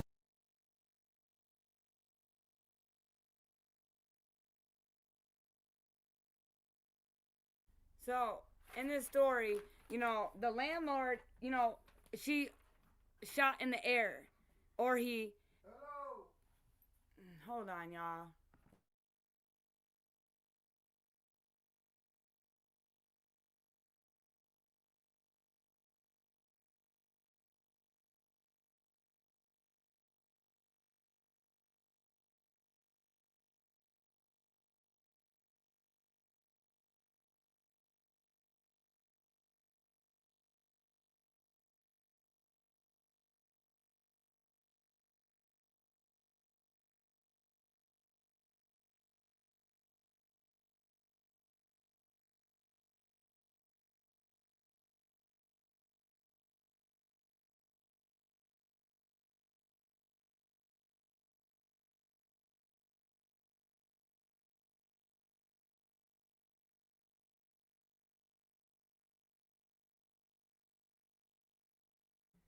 Oh my gosh. But yeah, the recklessness and stuff like that. Pew pewing in the air. Allegedly. Dang, 5 fucking charges? That's crazy. The landlord got arrested, y'all. We all remember that fucking video.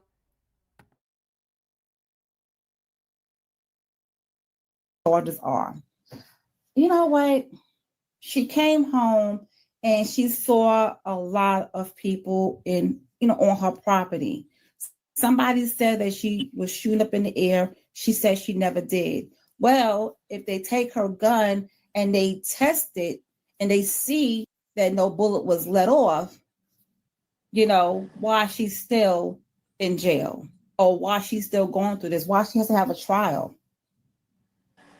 Now, I'm trying to figure out if that was still Mark and Roxy around at that time.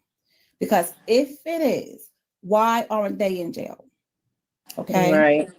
Well, I guess, if you have family connected to the law, maybe some things will slide for you. And I'm going to say this. I've always felt that people who have connections to the law, I don't like them too much. Okay. I don't like them because. Yeah, If none of exactly. Nobody does. Forever button. Hold on, y'all. Go ahead and skip this commercial. Hey, Michelle.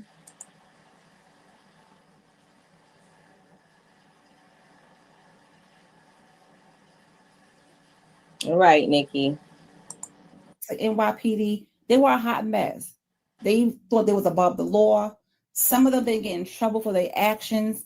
It just left a bad taste in my mouth. So whenever I hear that somebody's family works for the law, I think Nikki talking about the charges against the landlord, the older lady. Oh, this is her charges right here. The day that she that Marquita, Shannon and them and Roxy and Mark D went over to her house and there was a bunch of people outside. It was said that allegedly she fired her firearm.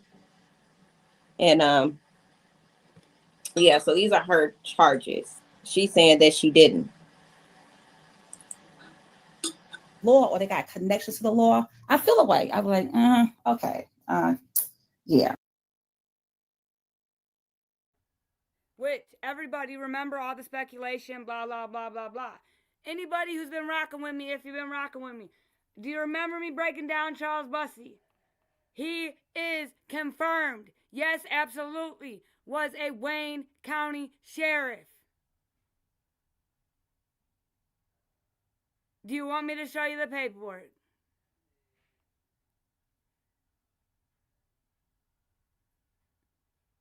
All right. Cool. You get what I'm saying? Because it's always something behind that. There's always something behind that. Right. So that's my personal feeling. You know, it is. It is what it is. But I just don't think it's right for her to have to go through all of this. If she didn't do anything wrong, while the charges wasn't dropped. You know what I'm saying? So I just hope she's okay. If anybody knows her, just say, you know, hey, Phone Jones, want to know if you're all right. Because that could be a lot on somebody's mind. You're coming home, people on your property, and you have it on you. Of course, you're going to show that you got it on you. So that's that with that. She has a jury trial May 6th and April 3rd. She has a pretrial at 12 p.m. It's so crazy how everybody else is getting charges and Roxy getting off. And y'all don't think this have nothing to do with the fact that she's married to a police officer and have military access? All of this shit connected, okay? So how is it that everybody else getting charges but Mark D and Roxy? All they did was have to separate, you know, put up. Also, anyone who's been rocking with me, do you remember Jarnell saying she has friends in the foster care that work in foster care? Right? They're so retarded, man. They don't when you lie 1,000 times, it'll all come together. Sometimes a million lies will make the truth. If you know, decipher through them all, or use your discernment. And then your black and white coming behind it. This shit is crazy work, y'all.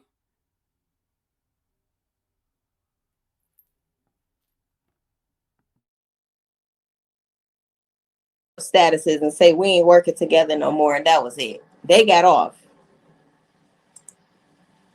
Yeah. Okay, so now I want to talk about an email that I received last night.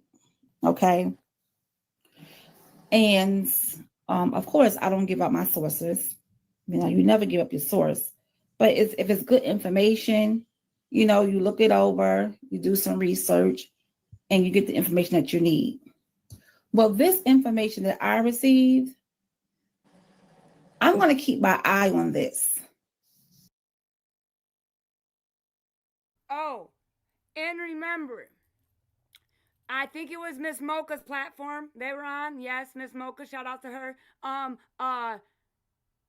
That she was like, at this point, they gotta have be the higher ups, and they were like, yeah, I think so, and agreed with Mocha.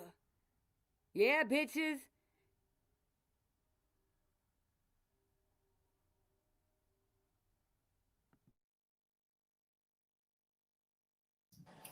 The email I received last night, okay, the person told me, and it had some other content creators in the email as well. So it just didn't go to me, it went to other people as well. And now y'all hear her talking about the same email that I was talking about, correct? Y'all drop some ears in the comment if y'all just heard what she just said. Since Kenya swear up and down, she talked to me. The person said that, you know, Miss Rocks, honey, she was an ex-correction officer, and that she's married to a woman, okay? Oh, we just gonna call her Miss F. And they also sent me the link to the police graduation. So her wife, okay, is a police officer. There's some things that are starting to look fishy to me. And people have been saying it, but you know how you just take things with a grain of salt. People are like, oh, maybe, maybe not. But Now, because, again, now that we know, remember, it's been almost 2 years, 10 days away, or so, allegedly. Your source is Kawana, dude. Because Kawana's against Roxy. And again, I'm going to point this out. How do y'all start off all together a team? Someone gets their stick in their ass because they got cut out or whatever the fuck, money and attention. Now you're both blaming each other. Get the fuck out of here, bro. And Kawana's the one who sent the link to try to expose Roxy. But no, it's deeper than that. Charles Bussey was the Wayne County Sheriff. And he was out here touching on little kids and shit, allegedly.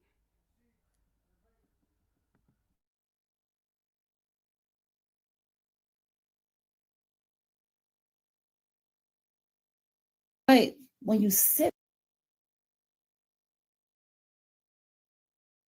You don't want to train like girl A because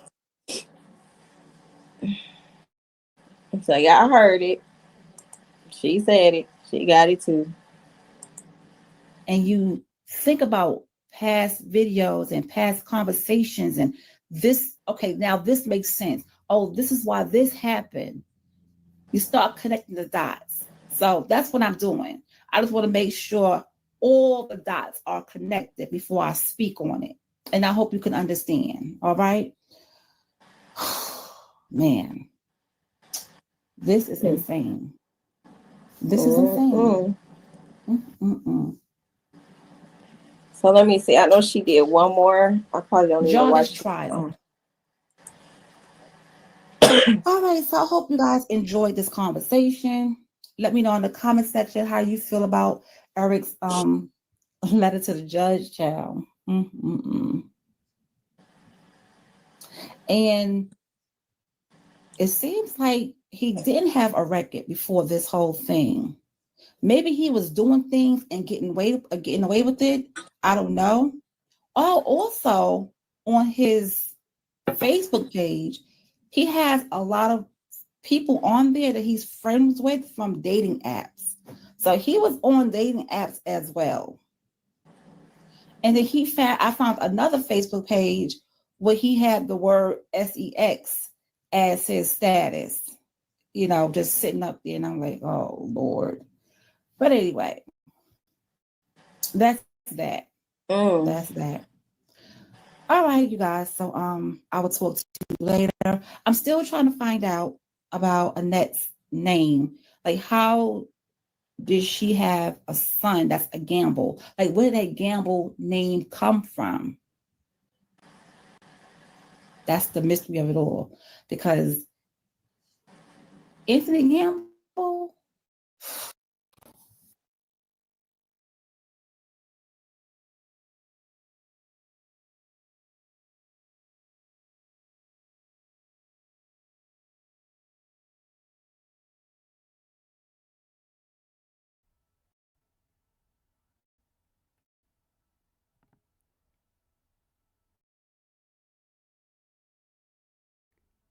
And I think we're getting pretty fucking hot on the mystery on that one, y'all. I don't know. I mean,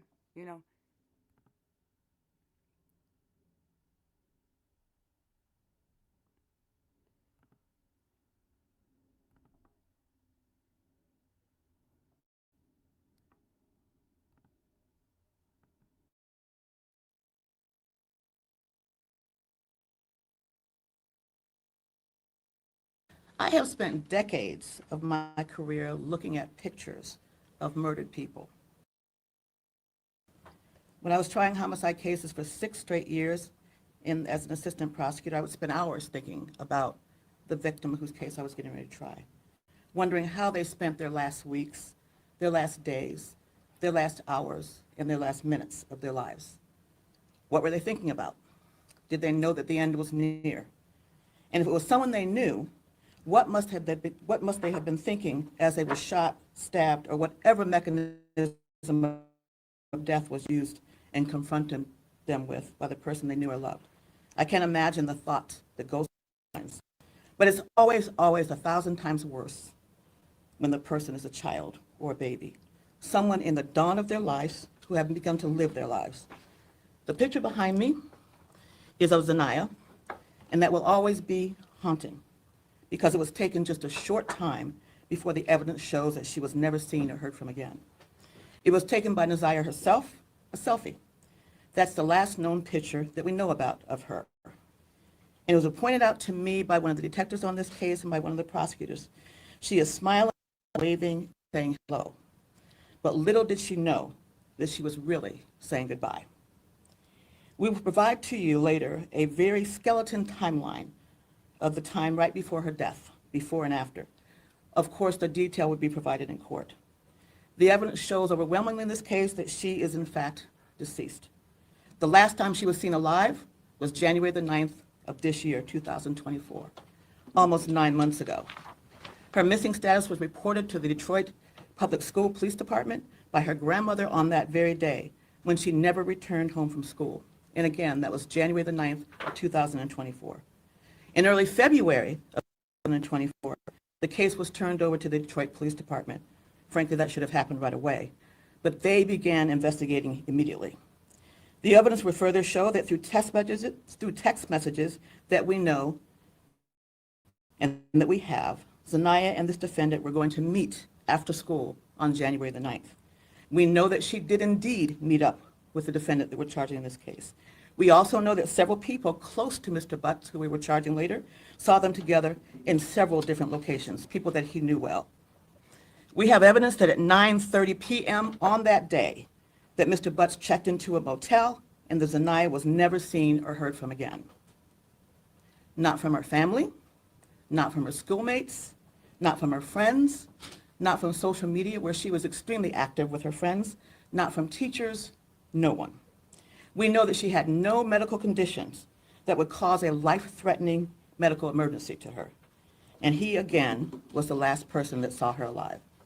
She would have turned 14 years old just 10 days ago on September the 16th of 2024. And again, no one has seen or heard from her. You look at that face and you do not see the horrors that she had gone through in her short life. The exploitation, the molestations, the sexual abuse, and the pregnancy that she was concealing. The evidence will show that from one of her text messages to and with Jarvis Butts. And we also know, the evidence will show, that there's no evidence of anyone else being the father of that child, other than the defendant himself, who we charge today. And he knew she was pregnant. We know that he was also searching for ways to abort the baby. We know that sexually explicit photos were requested by him of her and that she complied and sent them to her. All at the hands, we allege, the man we are charging with her death and also her long-term sexual abuse. In our warrant review process that Matt and Tina and others put together, excellent work on that. Video of 111 gigabytes. Witnesses and witness statements, body-worn camera, and let me not forget, it was Tina and Matt's memo, but the work of the Detroit Police Department. Anyway, we reviewed 111 gigabytes of video, witnesses and witness statements.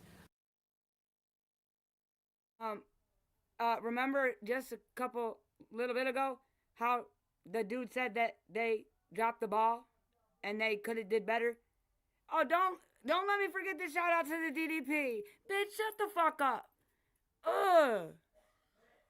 And remember, y'all, this is not the first, this is the second one. And it's crazy because I cannot find the first one anywhere. I can't find it. I can't fucking find it because I want to show y'all. I don't know where it's at. If anybody knows, let me know. But I can't find it. When she said, other people will be arrested. All the switch up is real. In this case, everybody switched the fuck up on our girl.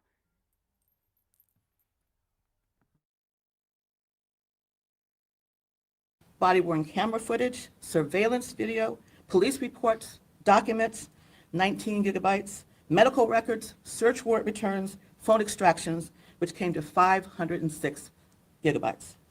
Today we are charging Jarvis Butts with 1 count of first-degree premeditated murder, 1 count of criminal sexual conduct in the second degree, and 1 count of child sexually abusive material. Today, we are also charging Mr. Butts with more counts of criminal sexual conduct on 2 more girls, yes, girls, on 2 other separate cases. The girls in question now are 20 and 11 respectively today, but both were under the age of 13 years old at the time the offenses occurred that we're charging. We are charging that one victim who is now 20 years old, that from April of 2012 to April of 2014, it's alleged that. So y'all, now we have another problem.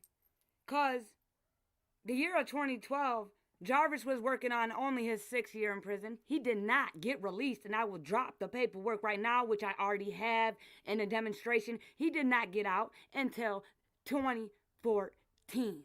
And that's stamped on the motherfucking MDOC Department Gov website. And his first victim was not his daughter. She was not 4 years old. She was 13, but she was 13, 14, or 15. It says right on the docket. Person 13 through 15. She was not 4 years old. So I don't know where that came from. There was a 4-year-old victim. PB. Yeah. So, how are you going to say that? Worthless? He was in prison in 2012. Does anyone remember that demonstration? When I asked, and I still haven't received any black and white on it being his daughter, nothing. But I do see the black and white on the MDOC website of the exact date when he went to prison and got out, 2014. Yeah. Why are you mentioning the year 2012, bitch? He was in prison, you dumb fuck. He did, man, again, I'm going to keep rolling. Because, again, I broke this shit down.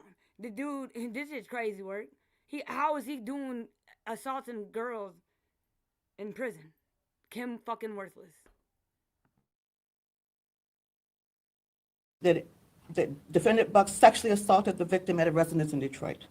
Further facts and evidence on that matter will be placed on the record at the preliminary examination.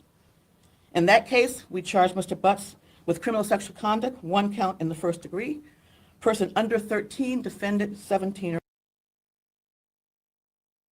And I'm going to pause again because we're already, okay, we keep hearing first degree, habitual. He's a habitual. And they said, right now, this bitch put on the table for the monster, for our girl, NH, we gonna offer you 2nd degree, my guy, and we'll dismiss everything else. Are you fucking kidding me? I'm not gonna stop saying it. Are you fucking kidding me? You dumb bitch. You're a monster. She's part of this demonstration with the Z. She's one of them fucking Z's up there, yo.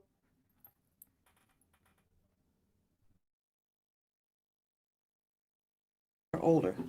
In that case, we are also charging Mr. Butts with 3 counts of criminal sexual conduct in the 2nd degree. Person under 13, defendant 17 years or older.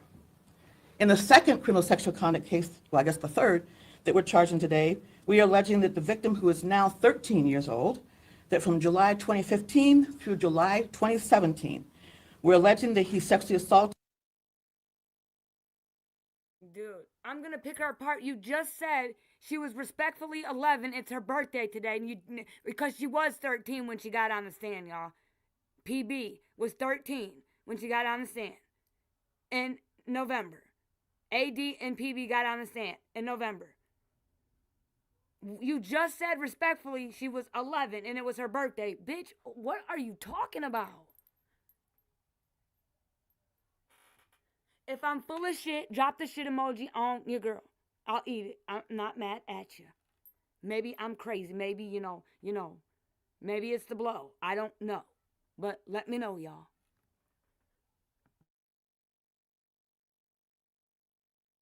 Residence in Detroit, and again, further facts and evidence will be developed at the preliminary examination.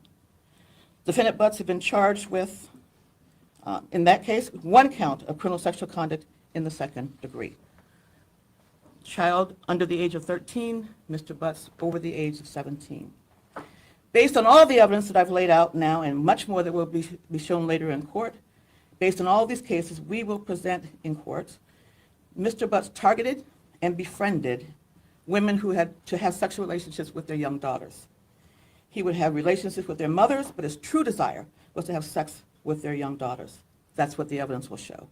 He was a classic and expert groomer and pedophile. It's incredibly sad, incredibly unspeakable.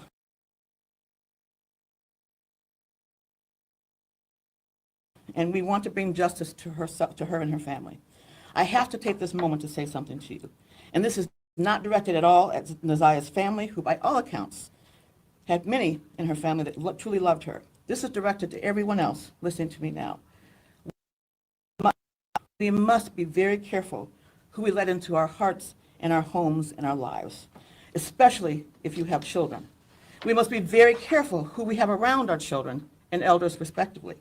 We must also be very careful who we leave our children with, even if they are in a relationship partners, family, and friend. I'll say that again.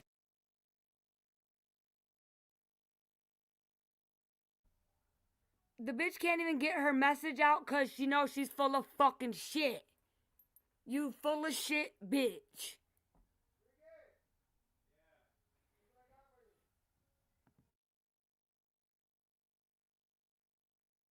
And even if they are relationship partners, families, or friends. Life can be hard enough at times, but when it comes to our children, we must be deliberative, we must be diligent, and laser focused on their safety. And sometimes we must make decisions about them and their lives that we may.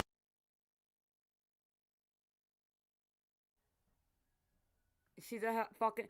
Look at this decision you just made for the shorties, bitch. Fuck you, you liar. With your scripted ass shit. I see you flipping your paper down there, flipping it over. Whoever wrote that for you fucked up, dumbass.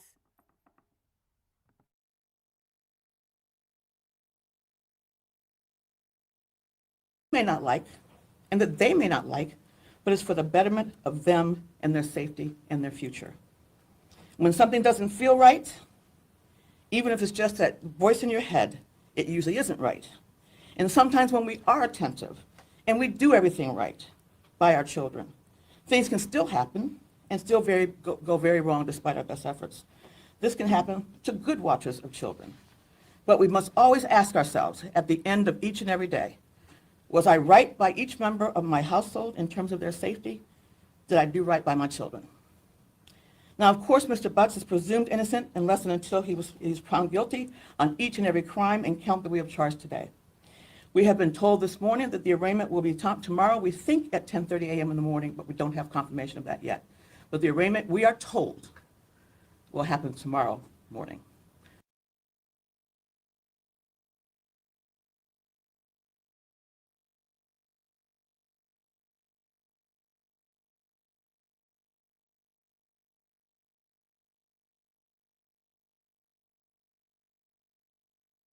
We are told will happen tomorrow morning.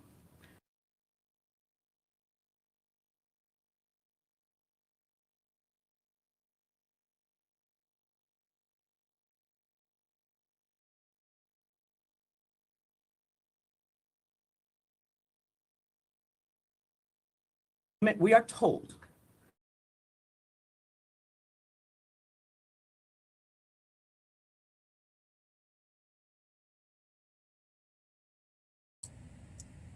See, her lies get stuck.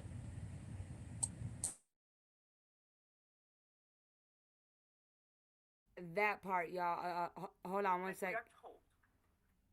That bitch, she couldn't even get her words out. Tongue twisted, cause lie. You dirty. This shit, again, knowing what we know now, y'all, it's even more sickening. I already had a bad feeling like she was just talking about, like, bitch, what are you talking about? You just told us this. Now you're saying this. Now what we fucking know. Man, wow. And then man, sit your ass, please, someone run against her, please. He want to go to trial. He want to talk. He want to get on a stand. He want the attention.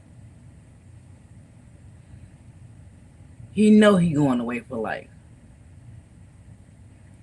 Because they offered him, what, 40 years? He 40 now. He ain't going to live 40 years. We're gonna find out, man. We got a final pre-trial. Man, on the 23rd. The 23rd. My bad, the 23rd. Yup, the 23rd. And then if he don't accept it, we going to trial. Hopefully. That's a lot of fucking witnesses, y'all. This shit reminds me of the OJ shit.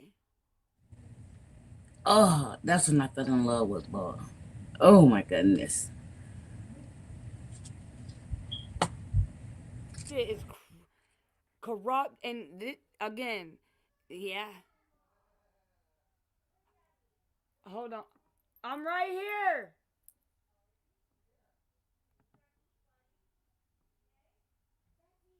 Come here, buddy. Come here.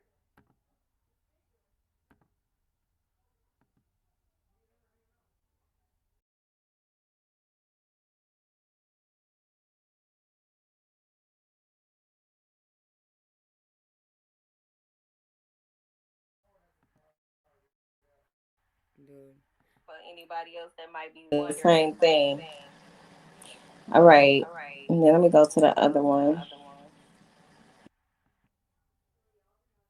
Or, regardless of how we feel personally, I still believe that it's up to that particular family to organize that, and we support that behind the family.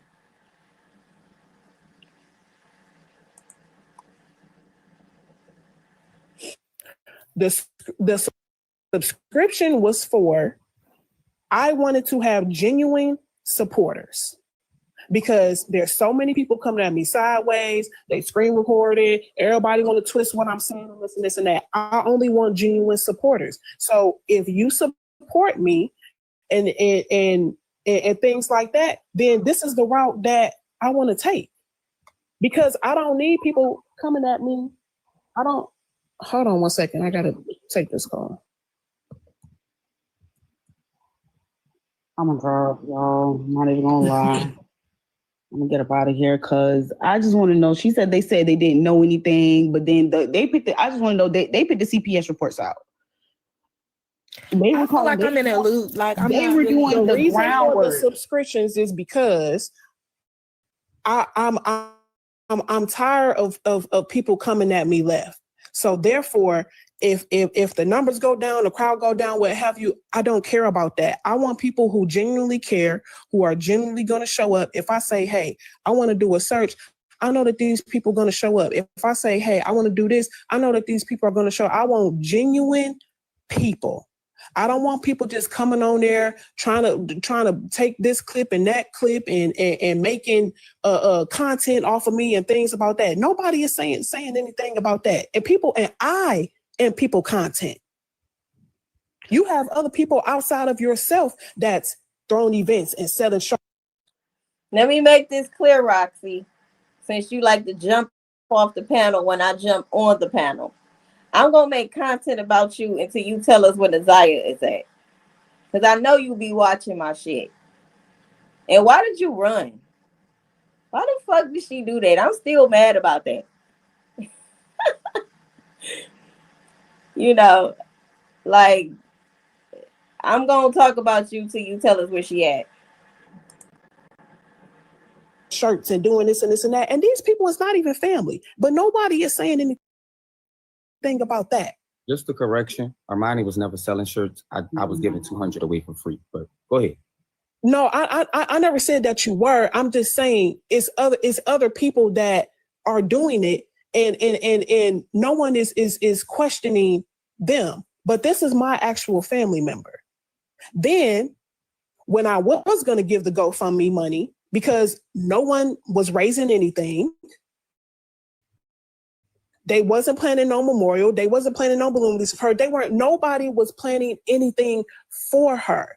And I'm like, so nobody's just going to do anything. It's just like they just threw her away as a piece of trash, which is why I have been keeping her name up and alive like how I have, whether people like the way I have been doing it or not. Because what was happening, what was being done to her was bold, period. And I feel like no matter who likes who, I feel like that's one thing that we can all agree on.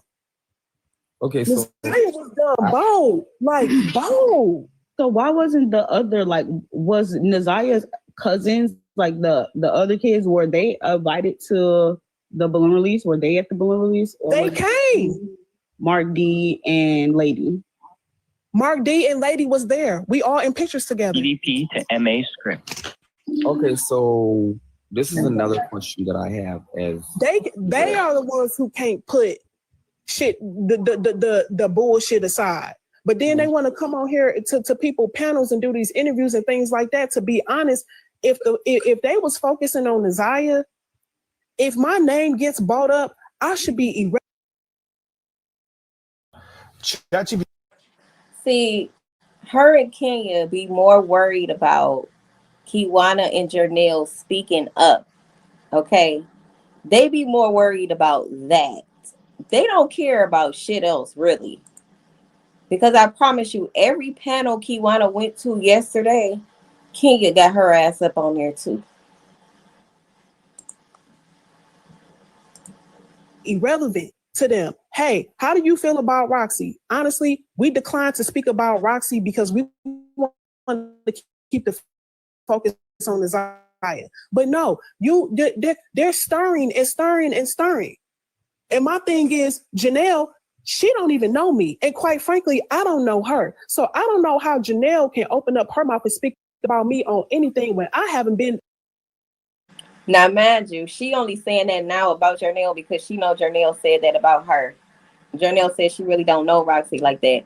But what she do know is that Roxy told her that her wife is 25 and they got married 7 years prior to that, which means her wife would have been 18 when she married her. That's a fact.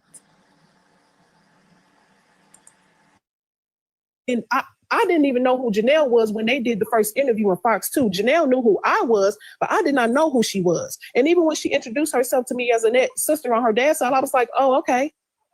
So how Janelle is talking about where I was and who I was with and what I was doing, how would you know that? How would you know who I was talking to and you don't even know me? Like, genuinely don't know me. I've never talked to Janelle on no phone before, we exchanged numbers or what have you at the interview and stuff. So I don't know how she's speaking on me. So I have a residual question. What is the documentary for?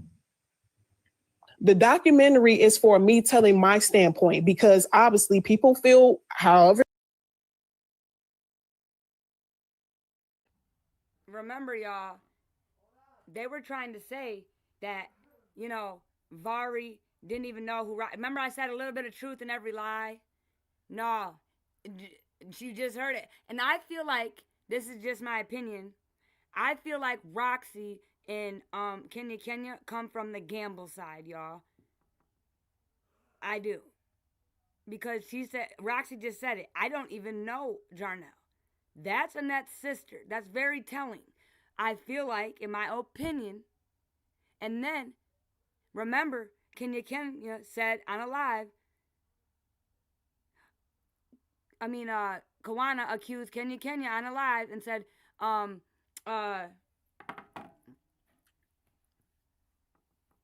or one of them, Kenya was accusing Bucket and said, what'd you do to tell the people what you did to Crystal, aka Crystal Gamble, and her baby. So, the things that I've heard and it goes down, I feel like Roxy and Kenya come from the gamble side. But again, I'm still trying to figure out some shit. But on these two, they're good. They're good. I must say that. So, anybody know Roxy's real first name?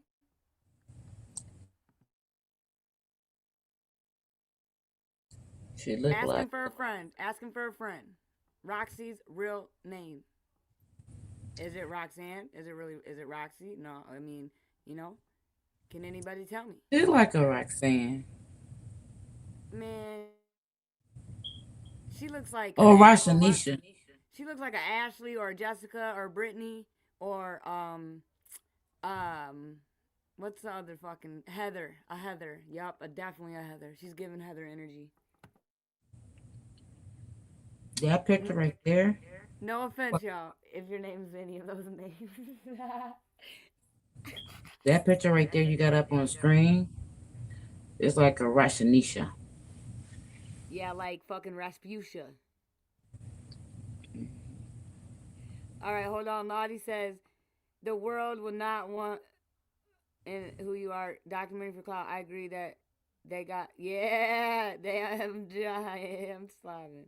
None of them know who they're. Yes, good point, Lottie Motti. It's kind of weird, and I said it in my live the last couple days. How the fuck do you have all these kids and not a soul knows or even has an idea who the fuck your baby daddies are? And on record, you were married twice to Charles and Mr. Darnell Whitefield, and it said no children, no minor children involved in the divorce. So, what are we talking about? But we did get a gem. Willie Charles Robinson, y'all, aka Florentino Bino Flower Daddy. And his name on Facebook is Willie Ramone.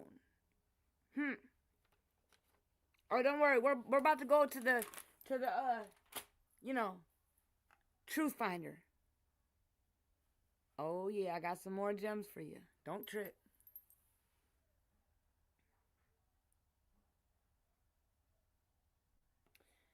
I don't know. No, I think there's only 2 marriages, but we have a name Mr. Henry Lee Taul Taul Jr., which is they did a paternity test. So, Mr. William Charles Robinson and Henry Lee Taul Jr. might be a couple of them. I don't know. Might be. But I don't have no solid evidence. But those are 2 names. We're getting close. And I'm going to tell y'all something. I was talking to Big M earlier. Anyone who was in here earlier, the way them trolls came in this motherfucker, it goes to show, and that's why I kept it on, not members only, because I wanted to see and show y'all that has never happened. Big M, tell me what you told me on the phone. About what? That ever since I've been coming here, there's never been that many trolls. Yeah, about the trolls. Yeah, it was a lot of them. And it was like the first 50 minutes. Nothing but trolls, distractions, and listen, because they don't want something to be uncovered. They've never done it before. And it was as soon as I started covering motherfucking Eric Gamble. Okay? Oh, thank you, Pocahontas, because listen, we're going to the Truth Finder, because it's funny. Me and Big M were doing some research last night. And how many Kenyatas did we count, Big M? So many. I think 7, 8. As relatives. These motherfuckers are weird. You got, man, and then when it comes, man, I'm gonna just show y'all. Fuck it, I'm showing y'all. Let's go.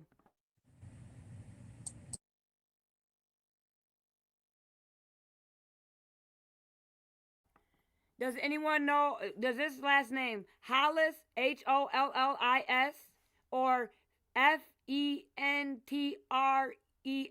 sound familiar? Thank you, Pocahontas. I was already tiptoeing in it, weren't we, Big M? We were on Kenyatta, because we were like, what the fuck? Look at all these. Kenyatta Elk is not here anymore. She was 44 years old. Yeah, we're about to look. Let's go.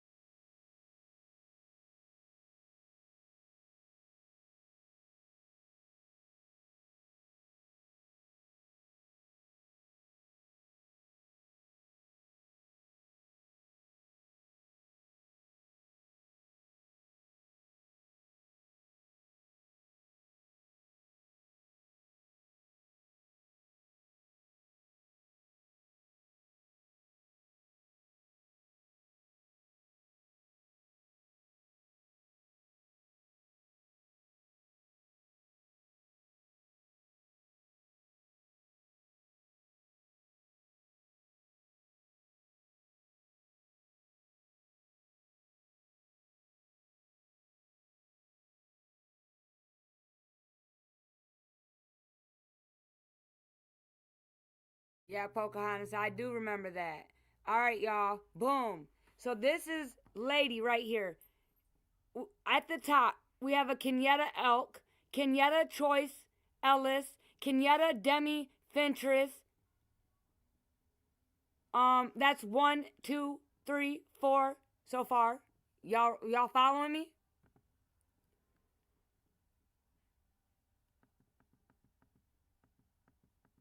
Then we have Kenyatta Maisha Orear. Then we have a Kenyatta Kashmira Smith. Remember that last name, Smith? Y'all seen that? That's 1, 2, 3,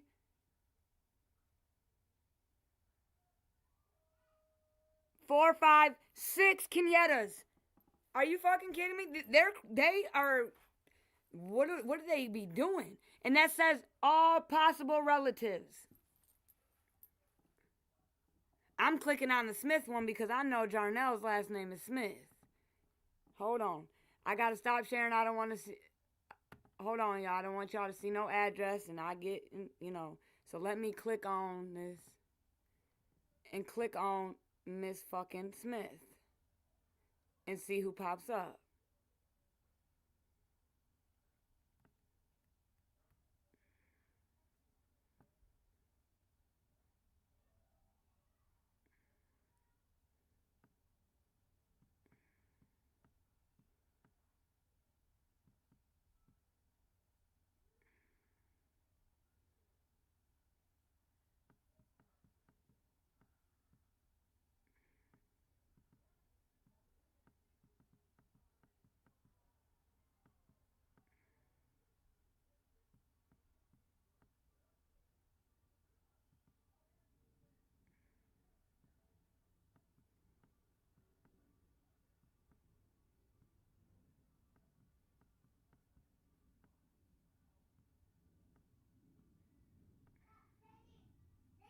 Yeah, buddy. What you doing?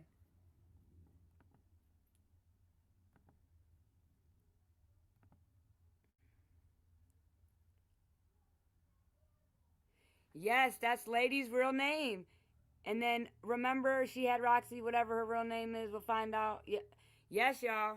This is crazy. Javen.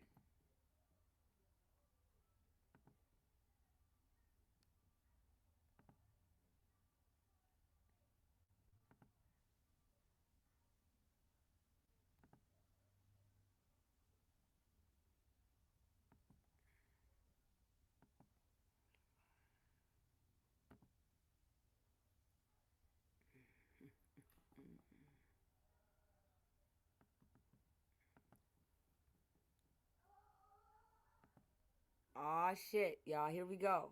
I ain't looked at this one yet. Let's look at it together. Let's go. Oh, shit.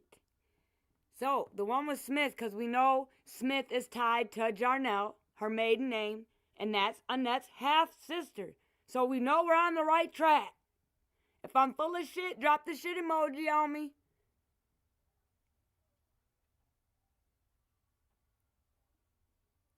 No, Lottie, I didn't see that one. I missed that one. Let's go down, Kenyatta Kashmir Smith. Okay, we see Harold W. Harris. Okay, 38. Harold E. Harris. Okay, look at this shit. Look at how they be doing names. The only difference is the middle initial. And 38, 54. That's almost 20 years apart.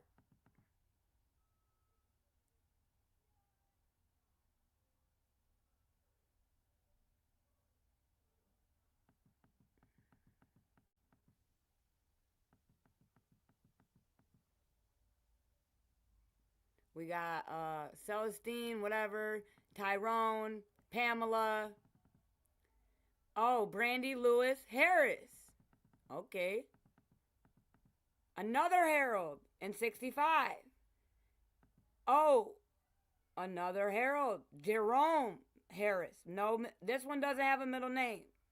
Oh, look. August 13th, 1965, 1965. Holy fuck, we have another set of twins. Yes, that's her, Lottie. Yes, that's the bitch. Do y'all see this? More twins.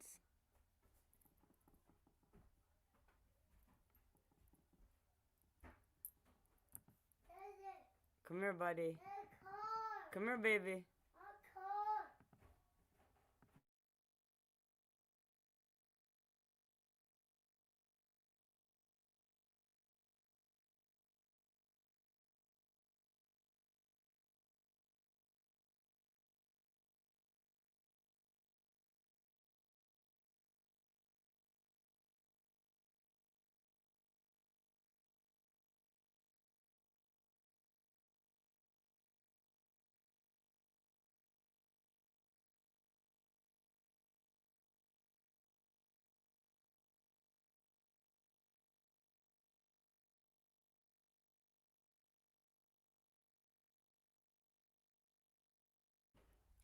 Okay, y'all. So again, wow, let's keep scrolling down. We have a Kenyatta Yvette Choice Dash Ellis. Okay. 73. Curtis Dwayne Harris. Okay. Harold D. Smith. This is crazy. How many fucking Harolds? Okay. All right. Sharita LaShawn Pearson. Okay. Wait a minute. Ooh, dang. Oh, shit. All right. We have Kenyatta Elk. Terrell Smith. Okay. Larisha, whatever. I don't know her name. Smith. Okay, we know the Smith name. Donzel Smith. There's a big, they was fucking, y'all. Everybody was fucking. Tawana D. Harris. Okay, right here we have Tawana D. Harris. Taina Harris. December 27th, 79. December 27th, 79. This one, okay, you could say name change, but they took away the middle name. This one's D, no middle name.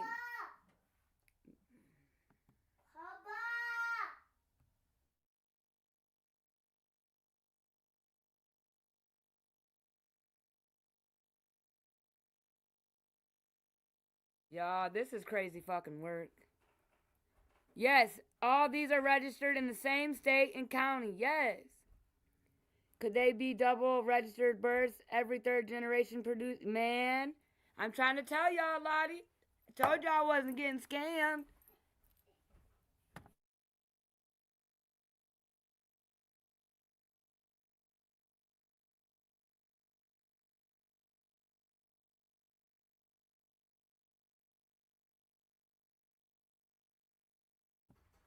Open my door, Javen, now. All right, now we have Kenyatta Kashmira Smith, born in 1980.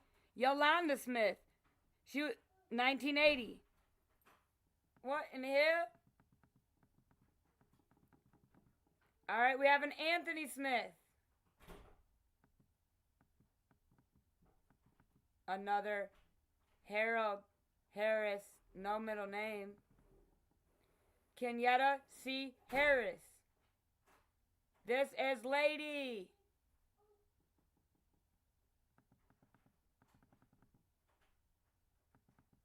Lindsay Smith. Danielle Aker. Okay, Aker. Miranda Smith. All right. That's the end of those names. Coming from one of the Kenyattas we decided to randomly, click on. All right. Miss Jackson says, my brother and cousin have twins. My brother's twins have a set of twins. All three of my cousin's daughters have a set of twins. Okay. Hold on, y'all.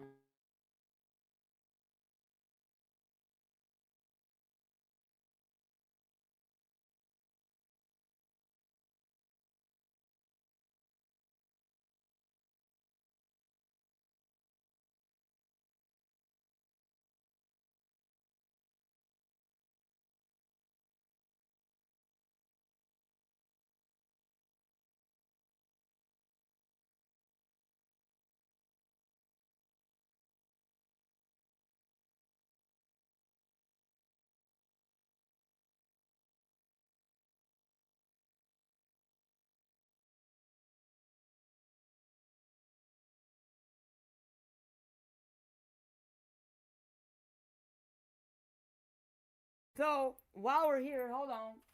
Let's do Florentino's dad, Willie Charles Robinson, allegedly. Yes, ma'am. We can do 3 names. Yes, Smith, Gamble, Harris. Yes. Those are locked in, good, and butts.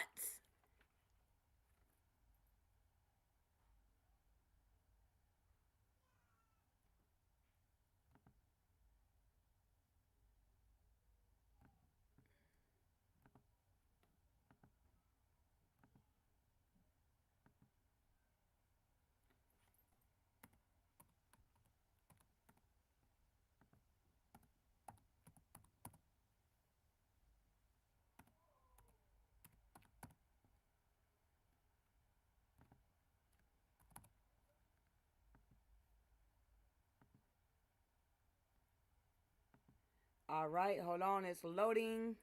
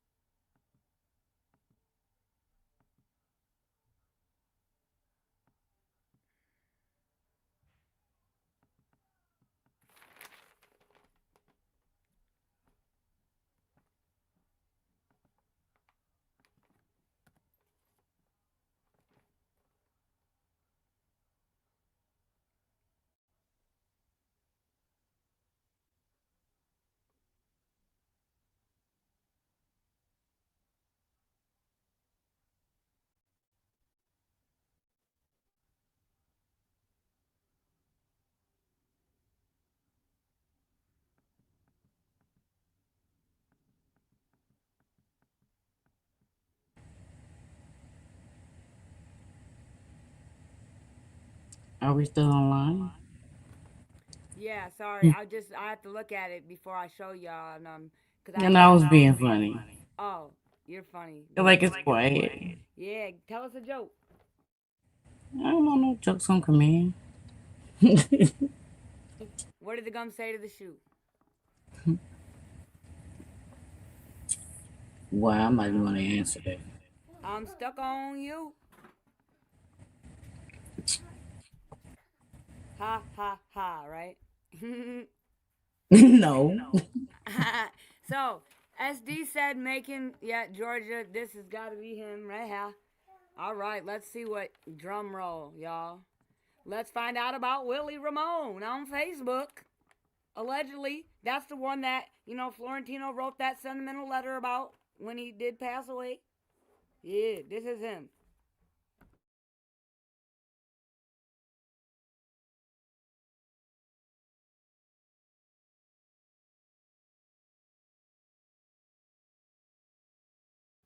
Let me share my screen. Let's go. What's up, Willie? Let's see what you got going on.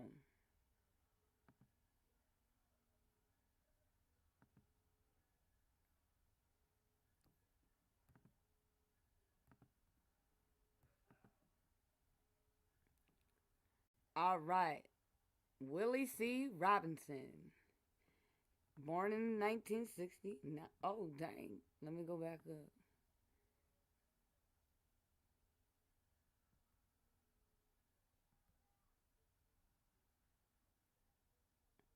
Oh, hell yeah. Should have known.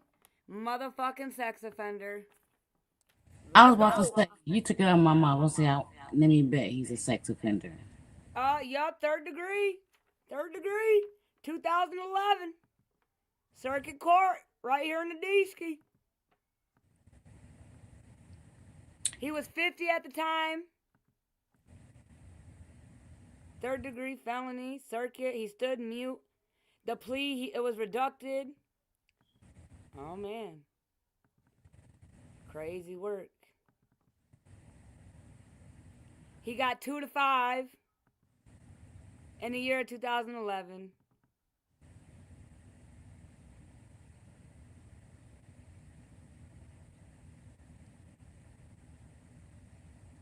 Wow, should have known that. Hold on. See if he has any jobs. Nope, no jobs, no businesses. All right, let's see his possible. Okay, let's look.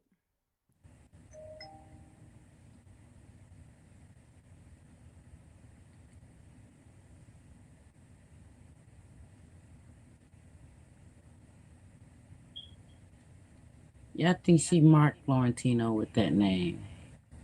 Yeah. Crazy work.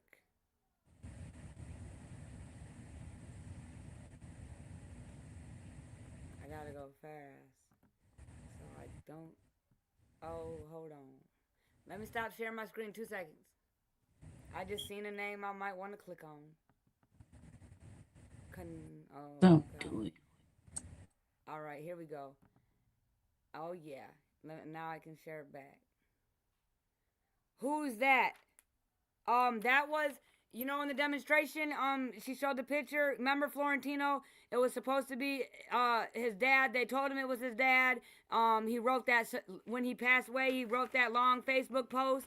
That's Willie C. Robinson, and I just showed you his charges. Nothing but PDFers around them fuckers. Wow, that's all Annette got with, yo.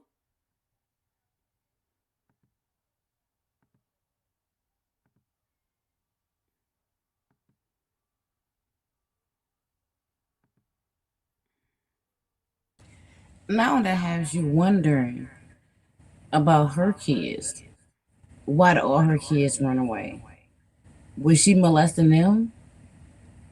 Well, we did see here and here the two dumb bitches tell everybody that, when Miss Mocha asked her on her platform about the alleged claims about Charles S.A. and Lady and all that, and they said that it was true.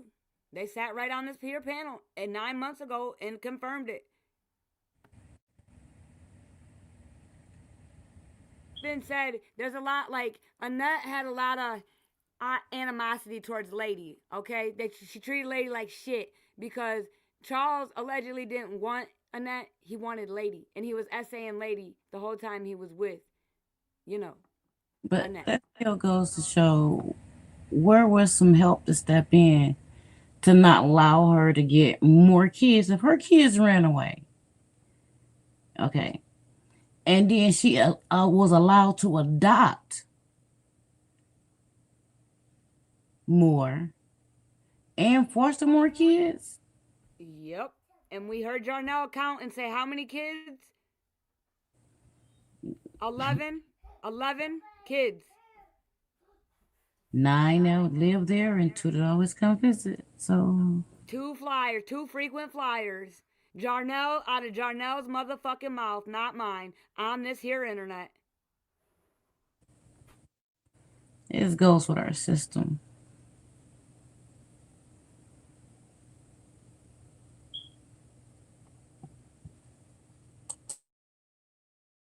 Okay, hold on 1 second.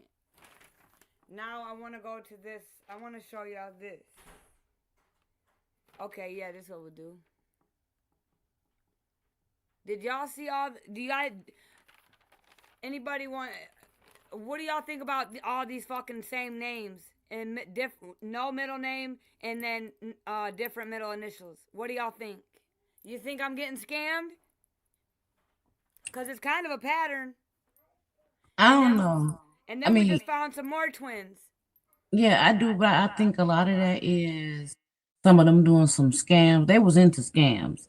So it was a lot of them changing their name. A lot of that too. So you really don't know. You really can't say with them. Because I don't trust them. They shady. They in the shady practices. So you really don't really know. So it's like we just gotta keep just researching. That part. All right, y'all. So, oh shit. Motherfucker. Whoops. I just fucking with you, Lottie. Dang, why ain't you uppity today?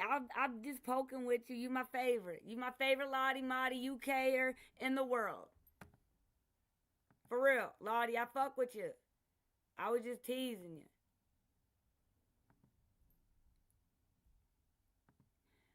All right, y'all. This is, this is Annette, okay? All right. So, we got Vari, Jermaine, Albert, Anthony. Look at his age. This is her first son. She's only 12 years in between them. He is in Springfield, Ohio. He ran away. Jarnell sat on this app with her 4 eyes and told us about how the first one ran away, the second one stayed till he graduated, and then the other 2 ran away too. Okay. Albert Harris. Okay. Florentino. Yes, Lottie. All right. Okay, we got another.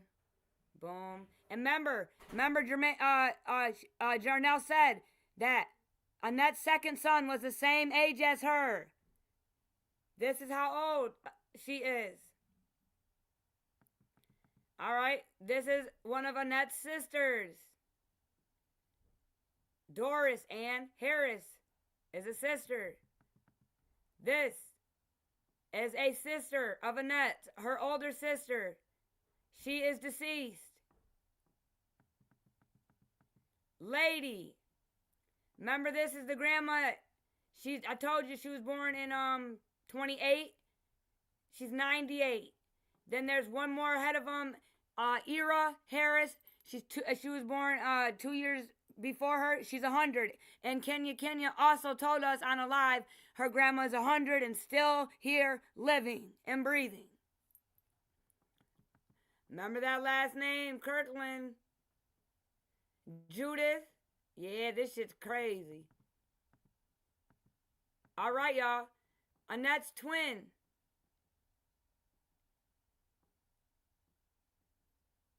Yeah. All right. Let's look at her. I wonder if this is Crystal Gamble, y'all. And her name got changed. Should we click on it? Should we click on it?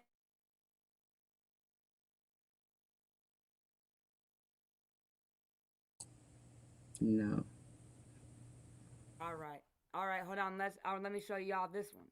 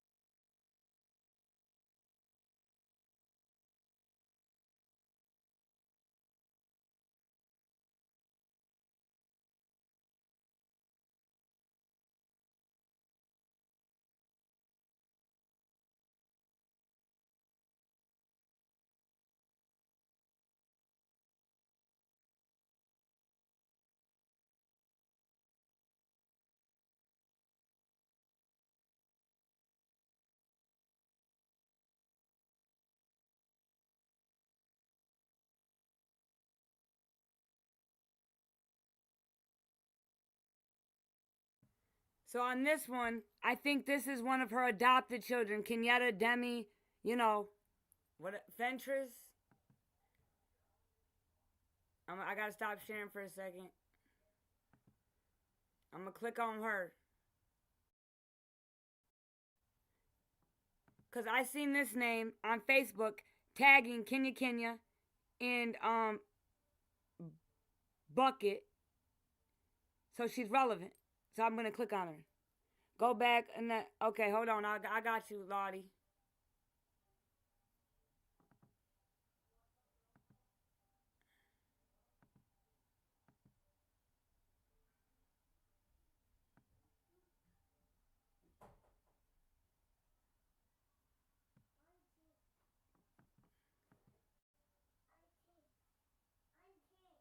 Come here, baby.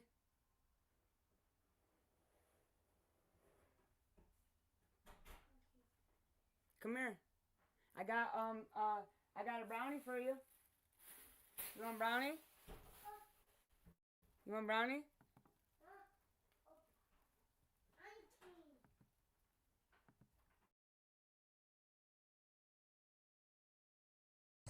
Your mic is still on. Oh.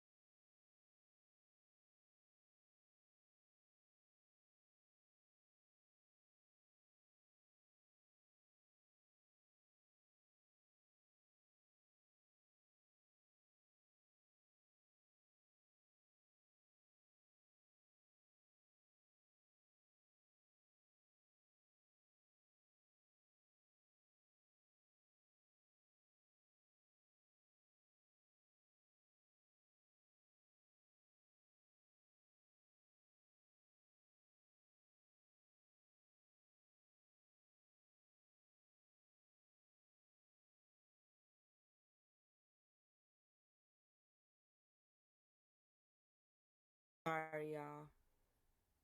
Sorry.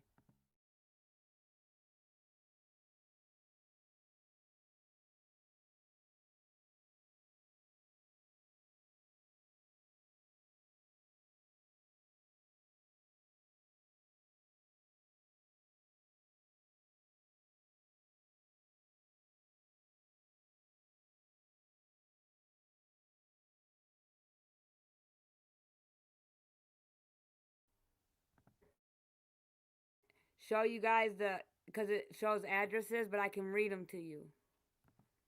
Her alias read as Annette C. Harris, Anna Chapman, Annette C. Chapman, Annette W. Harris, Annette Harris, Annette A. Harris, Annette Chapman. But this, Annette Harris lives in Chicago. This, I think, is her twin sister.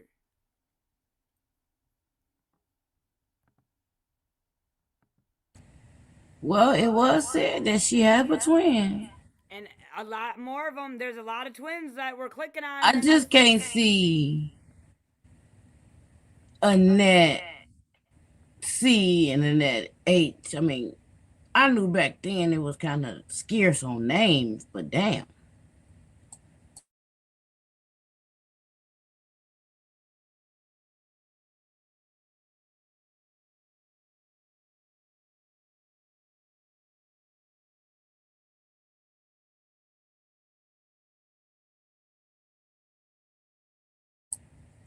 They couldn't enter one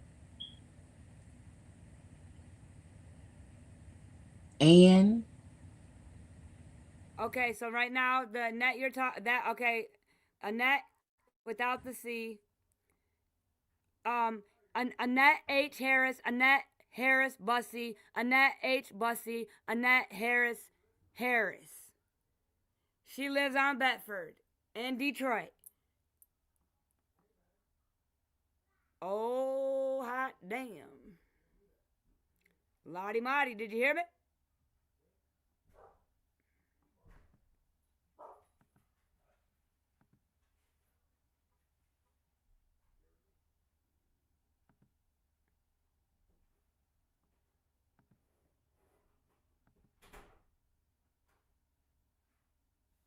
Come here, JJ.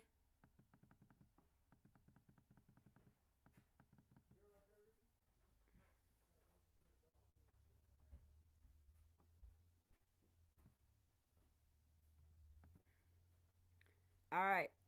So, these right here, this is Janelle, y'all. These are all her aliases.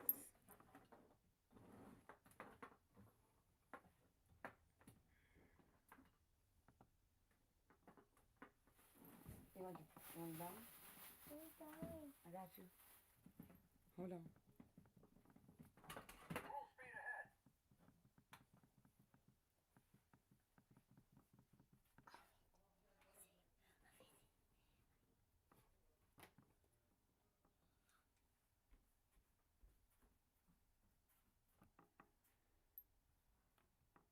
All right.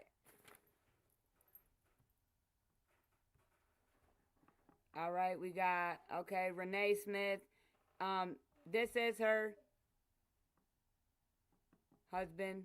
That's how she got that last name. We got, okay, Charlotte Harvey. Okay. Okay. Frank Smith. Oh, look at that. Sierra Smith, y'all, 34. Told y'all I wasn't capping. Y'all, do you see that? That is Kawana's sister. Do you have the Sierra interview?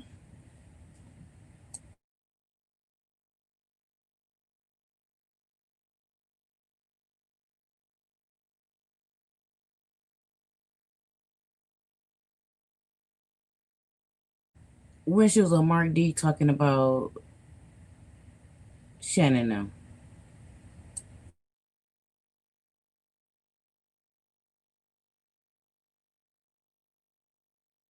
What'd you say, Big M?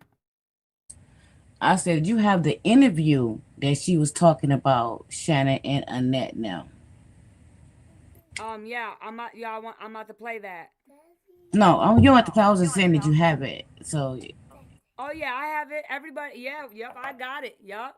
So and then Frank Smith. Crazy word. but I was just saying my point is since she's still hanging with them, I watched the interview. And I'm like, and she's still friends with them to this day. So And that is a fact. I mean you could believe a little, and it's like with that family, you can't really take what they say really serious because they like play with the truth. You know what I'm saying? Like bend it like a little flexi rod or something with them.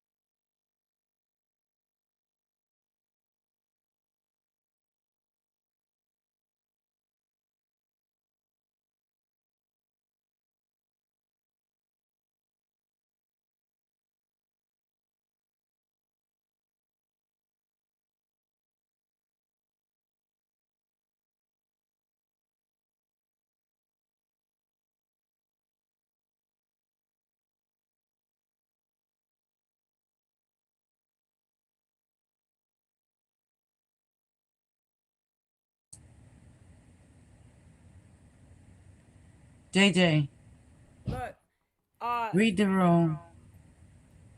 okay, Read the hold chat. okay, I got you. Hold on. Hold on.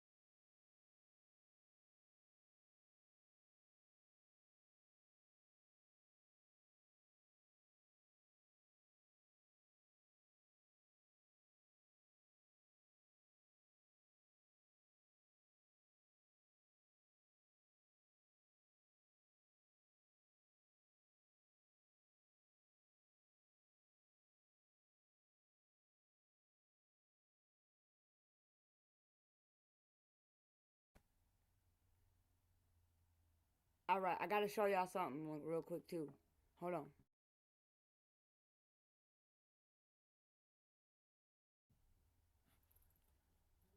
Lottie Motti in the UK. It's 3 a.m. You ain't tired? Leave Lottie alone.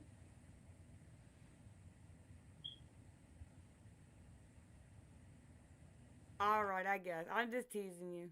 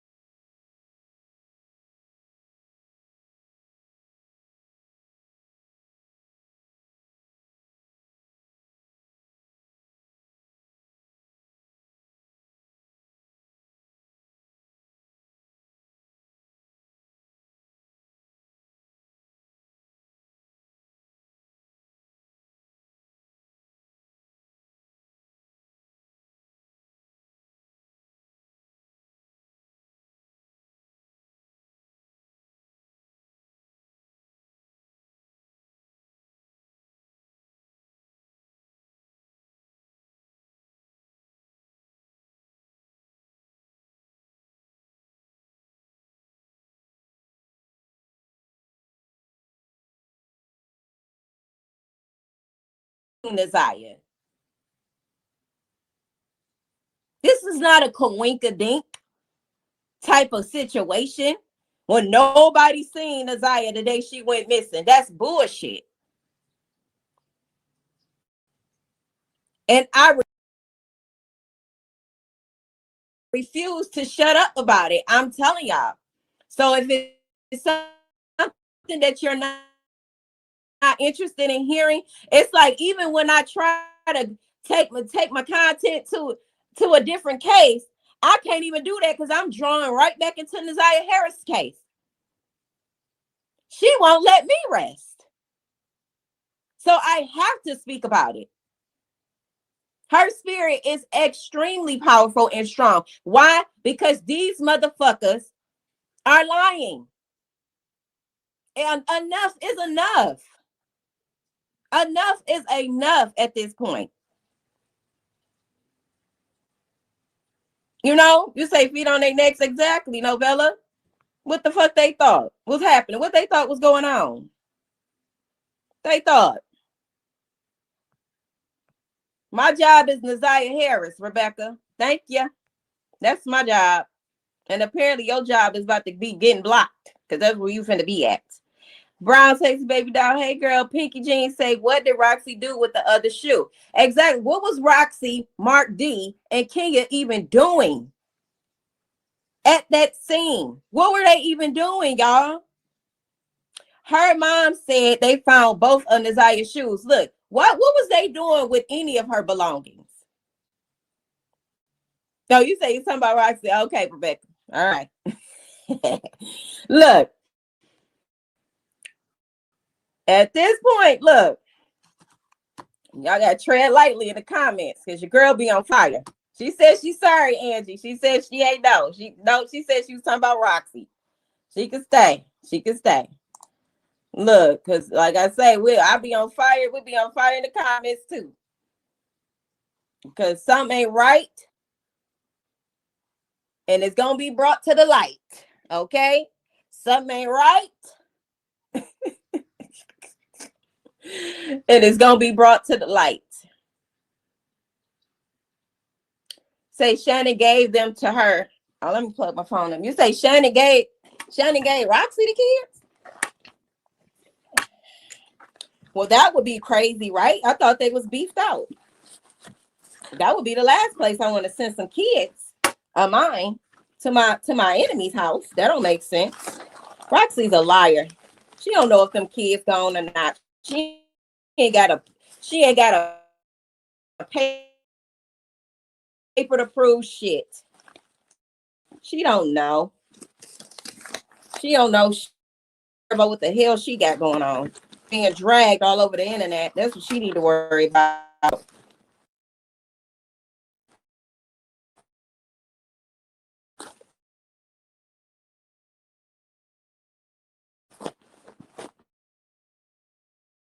Because her ass shouldn't have came from Texas lying. She should have come do nothing, Roxy. Decided to bring your ass up. You say, Lady Isis, I've always said how weird it was for the two, hold on, let me go back up, for the two of them to find those clothes.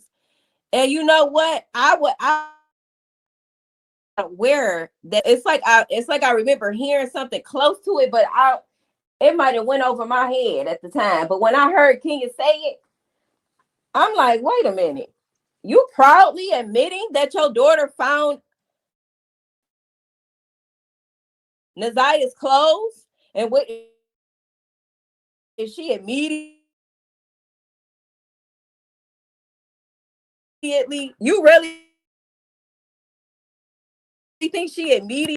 You say if they was on the stand for 2 weeks, you mean that she found them clothes that they had in forensics, and they tell us how she found them clothes, where exactly she found them clothes? Did you touch them clothes? Is your DNA on them clothes? What happened with them clothes? You get what I'm saying?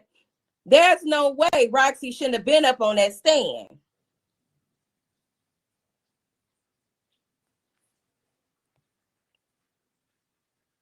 Says, pulled your spirit back. Me too. Like, wait a minute. She said she's trying to untime you.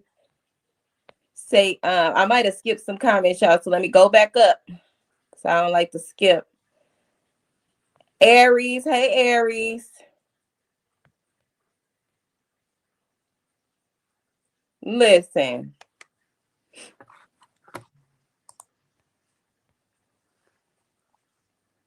Talking about why she need to be charged. Cause you was a criminal, bitch. That's why. You is a whole fraud, a criminal. Anytime why she thinking, oh, Kiwana Jarnell withheld information. What information are you withholding? You withholding, which means you are jeopardizing the case. Anytime you withhold information that could potentially help the case, then you are a criminal in the case. As far as I'm concerned, you need to be up there with Jarvis. And see, that's just it, y'all. That's the time that we in right now. All things, all frauds, all lies, all deceptions are being exposed. This is the time that we're living in right now. It's not a coincidence that things are playing out the way that they're playing out. And if you are not vibing on that frequency of truth, you're going to get exposed too. Nobody's safe. If you're not living in your truth, you're going to get exposed too. If you moving with the forces of deception like Roxy and them, while she talking about Shannon and them, you are one of them. So it's Roxy and them. Because you the head honcho. You up there with a net. Y'all had something.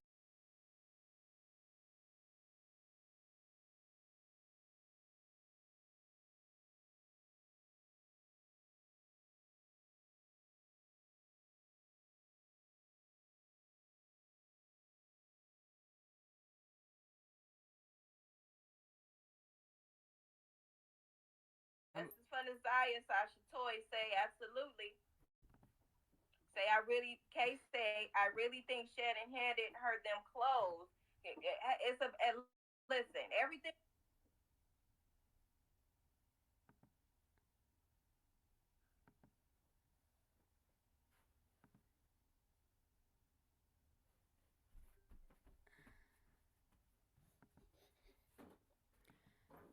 Oh shit. Yo, Shell Baby said Happy New Year. Did I miss understand? She needs charging. Yeah, I agree, Lottie. Yeah, Happy New Year, yeah. I love you, son. So, again, what do y'all think about, again, it's been a couple days, it'll be 2 years. Looking back.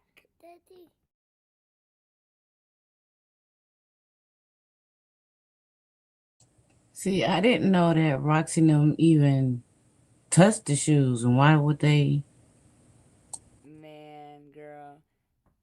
I understand Jones said that she called Vari called her and told her, and then this dude did a video talking about that's blood right there on the shoe, you see it right there, and it's all fucking fucked up, man. This shit is all fucked up.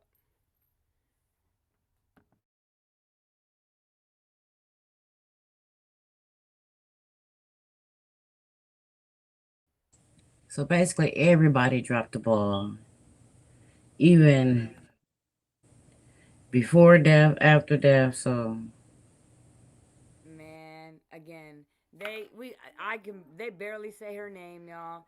Again, this is crazy. Crazy work. But again, we broke down I know, we started going down the rabbit hole. In my opinion, we stopped. And again, a lot of people didn't investigate the butts too hard. And we got a boy that's my age, Reginald Butts, that was unalived. We got, on the math getting done of a Butts born in 95. That would have been the age. Jarvis would have been 13. and we did the web, and it doesn't look like it's Tawana's daughter. And then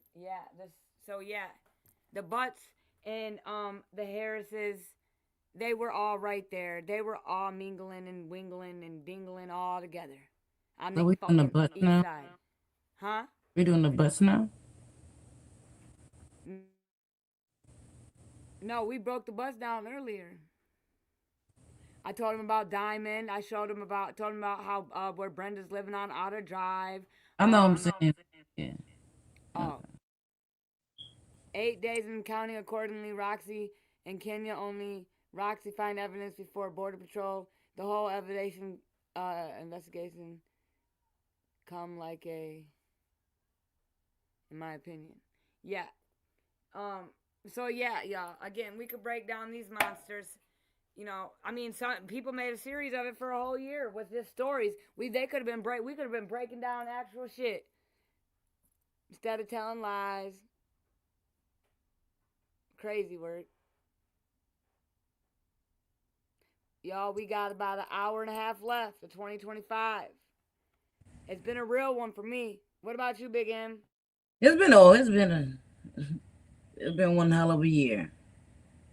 And saying again, I'm sorry for the loss. I know you said it was your first New Year's without your mom, and my condolences, y'all. Everybody in the chat, keeping me on my toes. I love y'all. Thank you for the support. Keep pulling up on your girl. And again, we shut down?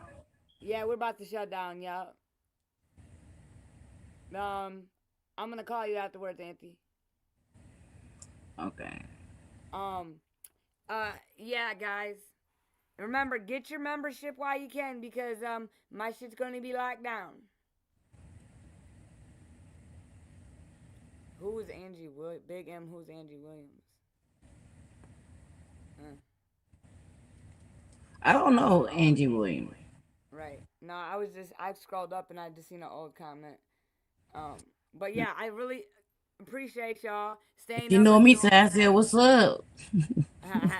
You know me, what's up? And my thing is y'all, some of y'all staying up super late for your girl. I appreciate you. You know, I appreciate y'all for pulling up and everybody. Thank you, Shell Baby. She says, JJ, keep doing a great job, JJ. Everyone stay blessed. Happy New Year. Yeah, everybody. Happy New Year's, everybody. Happy New Year to everybody. And I'm going to end it like I always do, y'all. Winnie the Poohski, Christopher Robin. You're smarter than you think. You're braver than you believe. And you're stronger than you seem. I feel it in my soul every time, y'all. Every time. Peace. Big M says peace. You already know, y'all. It's all love. Y'all continue to be smooth with it. Cool with it. And as true as you can be with it. You know? Salute, salute, salute. Until next time, y'all. I'll see y'all next year, okay?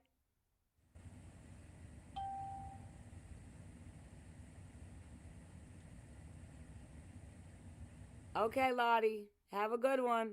Sleep tight. Don't let the bed bugs bite. If they do, hit them with the shoe until they turn black and blue. Y'all be smooth now. Good night, good night, good night. It's all You love. call me on guard with that one. What'd you say? Call me on guard with that one. My stepdad used to say that to me all the time. Miss Jackson, I'm standing with you 10 toes on that one. I agree. They did. Contempt of court, evidence, lying, and some more shit. Perjury, it was bullying, doxing motherfuckers, assault, attempted assault, a bunch of shit, y'all. A bunch of shit.